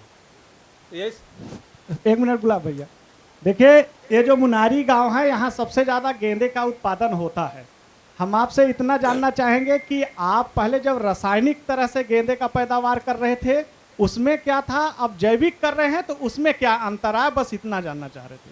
तो जैविक में हम यही कि रासायनिक जब हम करते थे तो हमारा फसल जो है जल्दी ख़त्म हो जाता था। वो जो मतलब कि ज़्यादा दिन तक चलता नहीं था। जो हमको बता रहे हैं कि 3 महीने 3.5 महीने तक चलता है, वो मात्र 2 ही महीने तक चलता था। और इससे जो हमारा समय बढ़ गया, अवधि बढ़ गया फसल का, तो उससे हमको लागत कम लगता है। तो वही सर हमको मतलब कि प्रॉफिट ज़्यादा होने लगा है। और जिसको भी अगर गेंदे की कलम, गेंदे की पौधे के बारे में जानकारी प्राप्त करना हो कि कब कैसे लगाएं, कब किस सीजन में लगाएं और कितना इनकम हमको मिलेगा, हमको अगर हमारा मोबाइल नंबर नोट कर लीजिए, हमको संपर्क करेंगे, हम खुद ही आप लोगों को बता देंगे कि कैसे गेंदे की खेती करना है, कब करना है, कब इनकम आपको ज़्यादा मिलेगा उसमें। जो खेती करते हैं लिखना चाहे तो हमारा नंबर लिख लीजिए 7706851770। गुलाब पटेल मेरा नाम है, गोसाईपुर वहाँ में घर हमारा है। तो सबसे पहले मैं ग्रीन टीवी एवं धानुका को बहुत बहुत धन्यवाद, बहुत बहुत बधाई कि इन्होंने वाराणसी में और इस जगह को चुना। दूसरी चीज़, जो कृषि विभाग के समस्त हमारे कृषि विभाग की रीढ़ की हड्डी कही जाने वाले हमारे सभी साथी और किसान भाइयों, आपने इतना बढ़िया समय से आके इस कार्यक्रम को सफल बनाया कि मैं आप सबको बहुत बहुत धन्यवाद, बहुत बहुत बधाई। 2-3 बातें मुझे कहना, जैसा भी यारा के हमारे एक प्रतिनिधि बोल रहे थे कि इसमें जो नाइट्रोजन, फास्फोरस और पोटास है ये काफ़ी घुलनशील मात्रा में है और बहुत अच्छी है। मुझे इसमें जो बात कहनी है, ये बात कहनी है कि सबसे पहले अगर आपको याद हो, जब पुराने ज़माने में खेती होती थी तो हम लोग किस प्रकार से खेती करते थे। देसी जो हमारा हल था उसके पीछे हम वो चोंगा बांधते थे और उसमें गेहूं या कोई भी चीज़ इस तरह से डालते थे कि लाइन में बुआई हो। आज हमने उसको त्याग दिया है। यारा की फर्टिलाइज़र बहुत अच्छी है, 9 तत्व है उसमें, बहुत ही अच्छी है, बहुत ही काबिल तारीफ़ है। लेकिन जब तक हमारा वो खाद पौधे के जड़ के पास नहीं जाएगा तब तक उसको ले नहीं पाएगा। तो मेरा आप सबसे अनुरोध ये होगा कि हम छिटकवा विधि को ख़त्म करें। तो हमें छिटकवा विधि को बंद करना पड़ेगा, लाइन में बुआई करनी पड़ेगी। सब चीज़ उपलब्ध है। जैसे भी डीएचओ साहब बोल रहे थे, तमाम हमारे पूर्व वक्ताओं ने बताया कि कितना बड़ा बड़ा सरकार लाभ दे रही है अनुदान के रूप में आपको। आप अगर करो तो। ज्योति जी बड़ी अच्छी बात बता रहे थे कि हम जो इस तरह से सिंचाई करते हैं कि नाली खोल दिया और उसके बाद खेत में भर रहा है, जिसको फ्लड इरिगेशन बोलते हैं, उसका मात्र 40 से 50% पौधे ले पा रहे हैं, 30% ले पा रहे हैं। और आपने देखा भी यूरिया डीएपी की बात कर रहे थे, तो डीएपी सबसे कम पौधा ले पा रहा। उनको कहा, उन्होंने बहुत अच्छी बात बताई कि बहुत आलसी है, यानी हम उसको कहें कि नॉन मोबाइल फर्टिलाइज़र है, यानी चल फिर नहीं सकता। जब वो चल फिर नहीं सकता, या उसको कह लो कि बहुत स्वार्थी है, कि दूसरे से उसका मेल मिलाप नहीं है। तो ऐसे खाद के लिए हमें क्या करना पड़ा कि जब तक पौधे की जड़ वहाँ तक नहीं जाएगी तब तक उस खाद को ले नहीं पाएगी। तो अगर हम इस प्रकार से नहीं करेंगे तो देखो आपका कितना नुकसान हो रहा। पैसा आपने खेत में खाद डाल दिया, आपने तो तसल्ली कर लिया कि जी मैंने इतने बोरी खाद डाल दिया, और आपने गेहूँ भी जहाँ 40 किलो लगता है 1 हेक्टेयर में 100 किलो बीज लगता है, और वहाँ हम 160 किलो तक डालते हैं। अगर आप वही लाइन में स्विंग करो, सीडड्रिल से बुआई करो या सुपर सीडर से बुआई करो, तो मात्र आपका 100 किलो बीज 1 हेक्टेयर के लिए पर्याप्त है, यानी 1 बीघे के लिए 25 किलो। और आप देखो उस गेहूं को, नीचे सबसे पहले खाद गिरती है, उसके ऊपर बीज गिरता है, और आपका एक भी बीज बर्बाद नहीं होता। और ऊपर से जो पीछे बेलन एक चलती है, उसको हल्का सा दबाती हुई चली जाती है। तो जो चिड़िया या कौवे के द्वारा इस तरह से खा लिया जाता है, वो भी नुकसान नहीं होता। तो आप एक बार करके तो देखो, इतना लाभ है। और एक चीज़ से मैं केवल बताऊं कि अगर आप 40 किलो भी बीज बचा लिए, आज की तिथि में अगर 30 रुपया किलो प्रति किलो बीज है, तो 40 किलो मतलब 1200 रुपये का बचा लिया आपने, और उससे कम में आपकी जुताई हो जाएगी सुपर सीडर या सीडड्रिल से। दूसरी एक बात मैं करूंगा, लिक्विड फर्टिलाइज़र की बात चल रही थी, नैनो नाइट्रोजन की बात चल रही थी, इसमें बात आ रही थी कि स्प्रे करने की। क्योंकि हम जब बेसल ड्रेसिंग में इस प्रकार से डीएपी या यूरिया का प्रयोग करते हैं, तो मैक्सिमम हमारी खाद पौधे की पहुंच से दूर हो जाती है और पौधे ले नहीं पाते, उसका हमें कोई लाभ नहीं मिलता। तो जो जैसा इन्होंने बताया, हम लोग भी पढ़ते हैं, समझते भी हैं, देखते भी हैं कि विदेशों में ज़्यादातर लिक्विड फर्टिलाइज़र का यूज हो रहा है और किसान उसको स्प्रे के रूप में करता। लेकिन यहाँ तो स्प्रे कोई कर नहीं सकता, बहुत कम लोग करते हैं, नहीं तो सब ठेके पे दे देते हैं कि आज मेरे यहाँ 5 बीघे में फला फसल पे स्प्रे कर देना। किसी को ठेके पे दे दिए और अपने चल दिए शहर की ओर। उसको क्या पड़ी है, 5 टंकी लगाएगा कि 6 टंकी लगाएगा कि 3 टंकी में निपटा देगा। पैसा तो आपका खर्च हुआ ना, जेब तो आपकी कटी, रिजल्ट उतना नहीं आया। तो इसमें क्या किया जाए? तो अगर आप लिक्विड फर्टिलाइज़र की तरफ आप जा रहे हो तो आपको स्प्रे करना पड़ेगा। स्प्रे करने के लिए आपको स्प्रे मशीन की ज़रूरत है। स्प्रे मशीन लगभग सभी के पास है कि नहीं? और उस स्प्रे मशीन का सबसे महत्वपूर्ण भाग है उसका नाजिल, जिससे फुहार निकलता है। कि कलर वलर लोग देखते हैं जो कलर देखने में ज़्यादा अच्छी लग रही हो उसको लो, और उसमें भी जुगाड़ लगाते हैं। मैंने देखा है अपने आँखों से, जो स्प्रे मशीन होती है वो सोचते हैं टंकी कितनी जल्दी खाली करें। अगर उसका फुहार महीन है तो पेट में दर्द होता है, इसलिए कि जल्दी टंकी खाली नहीं हो रही है। टंकी जब आप जल्दी खाली करोगे तो जितना बड़ा बड़ा उसका फुहार गिरेगा जमीन के नीचे चला जाएगा। उद्देश्य हमारा क्या है, चाहे कोई भी हम दवा स्प्रे करते हैं, चाहे कोई भी इंसेक्टिसाइड या फंजीसाइड या कोई भी लिक्विड फर्टिलाइजर, स्प्रे करने का असली उद्देश्य है कि पत्तियों पे या तनों पे या शाखाओं पे वो चिपक जाए, न कि टपक जाए। तो जितना फुहार महीन होगा उतना ज़्यादा आपका प्रभावशाली होगा, यानी जो चीज़ आप स्प्रे करोगे उसका परिणाम मिलेगा। तो मैं इन माताओं बहनों से कहना चाहता हूँ, और अपने बुजुर्ग और जो हमारे बराबर के साथी और हमसे जो छोटे हैं उन सब से मैं अनुरोध करूँगा कि अगर आप खेती करते हैं तो कुछ शॉर्टकट तरीके न अपनाएं। इसमें पैसा आपका लग रहा है, किसी का नहीं लग रहा, लागत आपकी बढ़ रही है। हमारा क्या काम है, हम लोगों का काम है कि सही चीज़ आपको बता देना। मेरा सिर्फ इतना उद्देश्य है कि हमें करना पड़ेगा। कोई ऐसी ताकत नहीं है कि जो आके फूंक मार दे और हमारा सब कुछ ठीक हो जाए। सबसे पहले मुझे अपने कर्म सही करने होंगे। अब बात हम लोगों की चल रही जैविक खेती की, परंपरागत खेती की या जीरो बजट खेती की। इसमें निश्चित रूप से हमारे जो पुरखे थे, हमारे जो दादा थे, हमारे जो पूर्वज थे, इसी तरह की खेती करते थे। समय का चक्र था, ज़रूरत पड़ी, जैसी आवश्यकता होती उसी तरह से ईजाद होता है।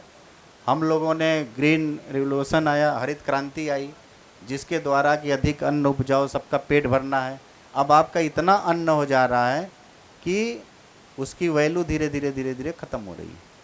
तो मेरा तो बनारस वासियों से अपील होगा, आज इस धरती से अपील होगा कि आप इतने बड़े सौभाग्यशाली हो कि आप बनारस में हो। नहीं, प्रदेश में 75 ज़िले, मैं देश की बात करूं तो पता नहीं कितने ज़िले होंगे, मैं उन आंकड़ों पे नहीं जाना चाहता, कि आप इतने सौभाग्यशाली कि आप बनारस में हो, आप बनारस में खेती कर रहे हो और फिर भी आप उसका लाभ नहीं उठा रहे हो। आपके हर गांव में क्लस्टर है, हर गांव में योजना चल रही है। और उद्यान अधिकारी जी भी बता रहे थे, ज्योति कुमार बताया कि 1,40,000 रुपये प्रति हेक्टेयर तक अनुदान है। आपका जो शेयर है लघु और सीमांत कृषक के लिए, जैसा बताया 90% अनुदान, मुश्किल से 10 से 15,000 16,000 रुपये में आपका काम चल जा रहा। लेकिन अभी चूँकि पानी हमारे पास ज़्यादा है, इसलिए हमें पानी की वैल्यू नहीं पता है। दूसरी चीज़, हर घर में हमारे समरसेबल लग गए हैं। जहाँ 1 बाल्टी से काम चलता है वहाँ कम से कम 25 से 30 बाल्टी गिरती है। अब मैं आ रहा हूँ कुछ बातों पे जो विभाग की योजनाएं हैं, थोड़ी सी बहुत संक्षेप में बोलूँगा। एक तो हमारे पास है सोलर पंप, और मैं समझता हूँ इस जनपद में इस साल 424 का टारगेट इस साल आया है। पिछले साल कुल हम लोग मिला के 1,000 के ऊपर वाराणसी में सोलर पंप लगवा चुके हैं। तो मेरा सबसे अनुरोध होगा कि कृषि विभाग में 60% अनुदान पे योजना है, आप लोग इसका भरपूर लाभ उठाइए। इसमें क्या है, और इसी के साथ आप ड्रिप या स्प्रिंकलर को जोड़ दीजिए। तो मेरा ये अनुरोध है कि हमारा एक तो पानी की बचत होगी, जितना पौधे को पानी की ज़रूरत उतना मिलेगा। और दूसरी चीज़ आप देखिए कि आपका डीजल वीजल से झंझट ख़त्म, बिजली से झंझट ख़त्म। आपका जब ज़रूरत हो आपने स्विच को ऑन किया, पानी देना शुरू। रात को नहीं चलेगा, ये तो सबको पता है, दिन दिन में चलेगा, क्योंकि रात बनी है सोने के लिए। जब आपकी दिन में लाइट नहीं आती थी तब आप रात को भागते थे खेत भरने के लिए। अब जब दिन में पर्याप्त लाइट या दिन में पर्याप्त आपके पास साधन है तो कोई ज़रूरत नहीं कि आप रात को जगो। ठीक है, तो एक सोलर पंप में आप लोग ऑनलाइन जो यूपी एग्रीकल्चर कृषि विभाग का पोर्टल है उस पर आप जाके बुक कर सकते हैं। और मैं समझता हूँ कि हमारे जितने साथी हैं, जितने हमारे फील्ड के स्टाफ है, बहुत मेहनत कर रहे हैं और काफ़ी अच्छा इसका रिज़ल्ट है। बहुत लोग लगवा रहे हैं, बहुत तेज़ी से लगवा रहे हैं। तो मेरा अनुरोध ये होगा कि सब लोग लगवाएं इसको। लक्ष्य की कोई कमी नहीं है, बस कमी सिर्फ हमारे सोचने की है। जब आपको ज़रूरत हो, जो आपके नज़दीकी हमारे प्राविधिक सहायक हो, टीए हो, उनसे आप संपर्क करिए। जैसे पोर्टल खुलेगा वो आपको बता देंगे कि इस दिन पोर्टल खुला है और उस दिन आप जन सेवा केंद्र से जाके ले सकते हैं। दूसरा एक हमारी बहुत बड़ी स्कीम है नमामि गंगे स्कीम, जिसकी मैं चर्चा कर रहा था कि आप बहुत बड़े सौभाग्यशाली हैं कि आप बनारस के किसान हैं और बनारस के हर गांव में के क्लस्टर कम से कम 1 से लेकर 2 क्लस्टर बना हुआ है। कृपा करके उसमें आप लोग जैविक खेती के तरफ, गौ आधारित खेती के तरफ जाइए और योजना का लाभ लीजिए। कभी कभी क्या होता है कि पैसे आने में विलम्ब होते हैं, तो आपको घबराने की ज़रूरत नहीं है। अगर आपने कृषि विभाग के पास अपने कागज़ दे दिए हैं तो पैसे आपको 100% 100% आएंगे। विलम्ब हो सकता है, विलम्ब केवल इसलिए होता है कि जब पैसे मेरे पास नहीं होते। तो आप बिल्कुल घबराने की ज़रूरत नहीं। कोई भी ऐसा बंदा नहीं है, कोई भी ऐसा किसान नहीं होगा जिसके हम पैसे नहीं भेजेंगे। यदि किसी की खुदा न खास्ता पैसे नहीं गया है, तब भी अपने संबंधित टीएससी से संपर्क कर लीजिए, वो तुरंत बता देंगे कि आप में क्या समस्या है। दूसरी एक बात इसी में और कहना था कि जिन लोगों का डीबीटी हो रहा है, उन लोगों के यदि अकाउंट नंबर गलत हो तो 10 रुपये के स्टैम्प पेपर पे आपको अपना एक एफिडेविट देना होगा, और जो आपका पासबुक है, पासबुक की फ़ोटोकॉपी और एक सिंपल सा एप्लीकेशन ये लिखवा लेंगे हमारे प्राविधिक सहायक, आप उनको दे दीजिए। आपका एक बार में डाटा ठीक हो जाएगा, उसके बाद हमेशा के हमेशा पैसा आपका डीबीटी के माध्यम से आता रहेगा। एक और बात मैं करके अब अपनी बाड़ी को यहीं पे समाप्त करूंगा कि जैसे हमारे यहाँ जो यंत्र हैं, कृषि यंत्र हैं, लेने के लिए उसको भी आप ऑनलाइन ले सकते हैं। और इस जनपद में जितने फार्म मशीनरी बैंक थे, जितने एफपीओ थे, लगभग जिन लोगों ने आवेदन किया था, हमने सबको फार्म मशीनरी बैंक यानी जिसमें भारत सरकार और राज्य सरकार मिला के 12 लाख रुपए तक का अनुदान देती है, वो हमने सबको दे दिया है जिन्होंने आवेदन किया और जो उसके लिए पात्र थे। जिन लोगों को अभी एफपीओ, जैसे कुछ एक चिरई गांव का है, चिरई गांव का एफपीओ आज तक उसने अप्लाई ही नहीं किया कि हमें फार्म मशीनरी बैंक चाहिए, तो यदि उनके यहाँ सब कुछ ठीक हो गया हो तो वो भी फार्म मशीनरी बैंक के लिए अप्लाई कर सकते हैं। इसमें क्या है कि आपको यंत्र खरीदने कम से कम 15 से लेकर 17 लाख तक जो सरकार अनुदान देती है, वो जीएसटी को छोड़ के अनुदान देती है। तो जो यंत्र का वास्तविक मूल्य होगा तो उस पर हम 12 लाख रुपए तक का अनुदान देते हैं। उसमें कुछ अनिवार्यता है कि आपको ये यंत्र खरीदने अनिवार्य हैं, जैसे reversible MB plough, super seeder या सीड ड्रिल। इस तरह के कुछ यंत्र हैं जो सरकार ने निर्धारित किया कि जब तक आप एक यंत्र ये आप नहीं खरीदेंगे तब तक आपको इस योजना का लाभ नहीं मिलेगा, और उसकी सीमा अधिकतम 5 लाख रुपए के वो यंत्र होने चाहिए, बाकी 10 लाख का स्वतंत्र कौन सा यंत्र खरीदने के लिए। तो इस प्रकार से हम कुल 12 लाख रुपए अनुदान देते हैं एफपीओ को फार्म मशीनरी बैंक के रूप में। एफपीओ में जो मैं सौरभ जी को बोला था, जब वो बोल रहे थे तो मैंने कहा था कि एफपीओ में ज़्यादा से ज़्यादा लोग जुड़िए। जो आपके यहाँ एफपीओ बना हुआ है ज़्यादा से ज़्यादा लोग जुड़िए, ज़्यादा से ज़्यादा शेयर मनी इकट्ठा करिए। उसमें जो आपके अंदर पावर एक आती है, संगठित होने में ही शक्ति है। तो ज़्यादा तो नहीं हो रहा भाई, ग्रीन टीवी या जो आयोजक हैं, ज़्यादा तो नहीं हो रहा। मैं ज़्यादा समय सीमा, इसलिए हमें लास्ट में बुलाया गया, तो हमें सोचा कि समय की कोई बाध्यता नहीं है। तो जो एफपीओ की मैं बात कर रहा था, एफपीओ में जुड़िए, एफपीओ में संगठित होइए। संगठन से मेरा उद्देश्य देखो क्या है, यहाँ पे मैं खोल रहा हूँ। सौरभ जी और फौजदार यादव जी ने उस बात को नहीं खोला। जब आप संगठित होंगे तो आपके अंदर एक शक्ति आएगी, पावर आएगी, उसका मिसयूज मत करना, सही है। उसको गलत दिशा में मत ले जाना, उसको सही दिशा में लेना है। कि जब आप संगठित होंगे, मान लो मैं एक उदाहरण दे रहा हूँ, भी हमारी गेहूँ फसल कटेगी और 1 कुंटल एक किसान के पास मान लो पैदा हुआ और हमारे एफपीओ की सदस्य संख्या 1000 है, तो मेरे पास 1000 कुंटल हो गया। एक मैं उदाहरण दे रहा हूँ केवल। और मैं किसी से भी कह सकता हूँ कि भाई मेरे पास 1000 कुंटल है गेहूँ, आप रेट बताइए क्या रेट में खरीदोगे। तो अगला भी आपके तरफ जब देखेगा तो ठीक से देखेगा और ठीक से सोच के बोलेगा कि भाई मैं इस रेट में खरीदूंगा, क्योंकि आपके पास 1000 कुंटल। मैं एक उदाहरण दिया 1 कुंटल का खाली, किसी के पास 10 कुंटल होगा, किसी के पास 50 कुंटल होगा, किसी के पास 60 कुंटल होगा, किसी के पास 3 कुंटल होगा। तो जब हम इस तरह से मिल जाएंगे तो मेरे पास कई हज़ार कुंटल गेहूँ हो जाएगा। ऐसे क्या होता, हम सब अलग अलग बेचते हैं कि नहीं बेचते। जितना हमें ज़रूरत होती खाने भर के लिए रख लेते हैं, उसी में ही इतना रिश्तेदार को भी जोड़ लेते हैं। जोड़ने के बाद जितना फालतू होता है मैं बेच देते हैं। तो हमारे पास एक संगठन होगा, एक मजबूती होगी कि मेरे पास 5000 कुंटल गेहूं है, आप रेट बताओ, तो आपसे कोई भी खरीदने के लिए ठीक से रेट बताएगा, तो सबको एक अच्छा रेट मिलेगा और उन 1000 लोगों को चक्कर नहीं लगाने पड़ेंगे। मेरी बात समझ रहे हो कि नहीं? तो एक आपके पास संगठन होगा, एक आपके पास शक्ति आएगी। तो केवल बेचने की बात होगी, अब खरीदने की बात होगी। जैसे धानुका वाले बैठे हैं और यारा वाले बैठे हैं, दोनों अच्छी कंपनी है, ठीक है। आप कहोगे जी मेरे पास 1000 किसानों का समूह है और 5000 हेक्टेयर मेरे पास खेती है, आप ये जो अपना प्रोडक्ट दिखा रहे थे ना, इसका आप रेट बताओ। ये भी सोचेंगे।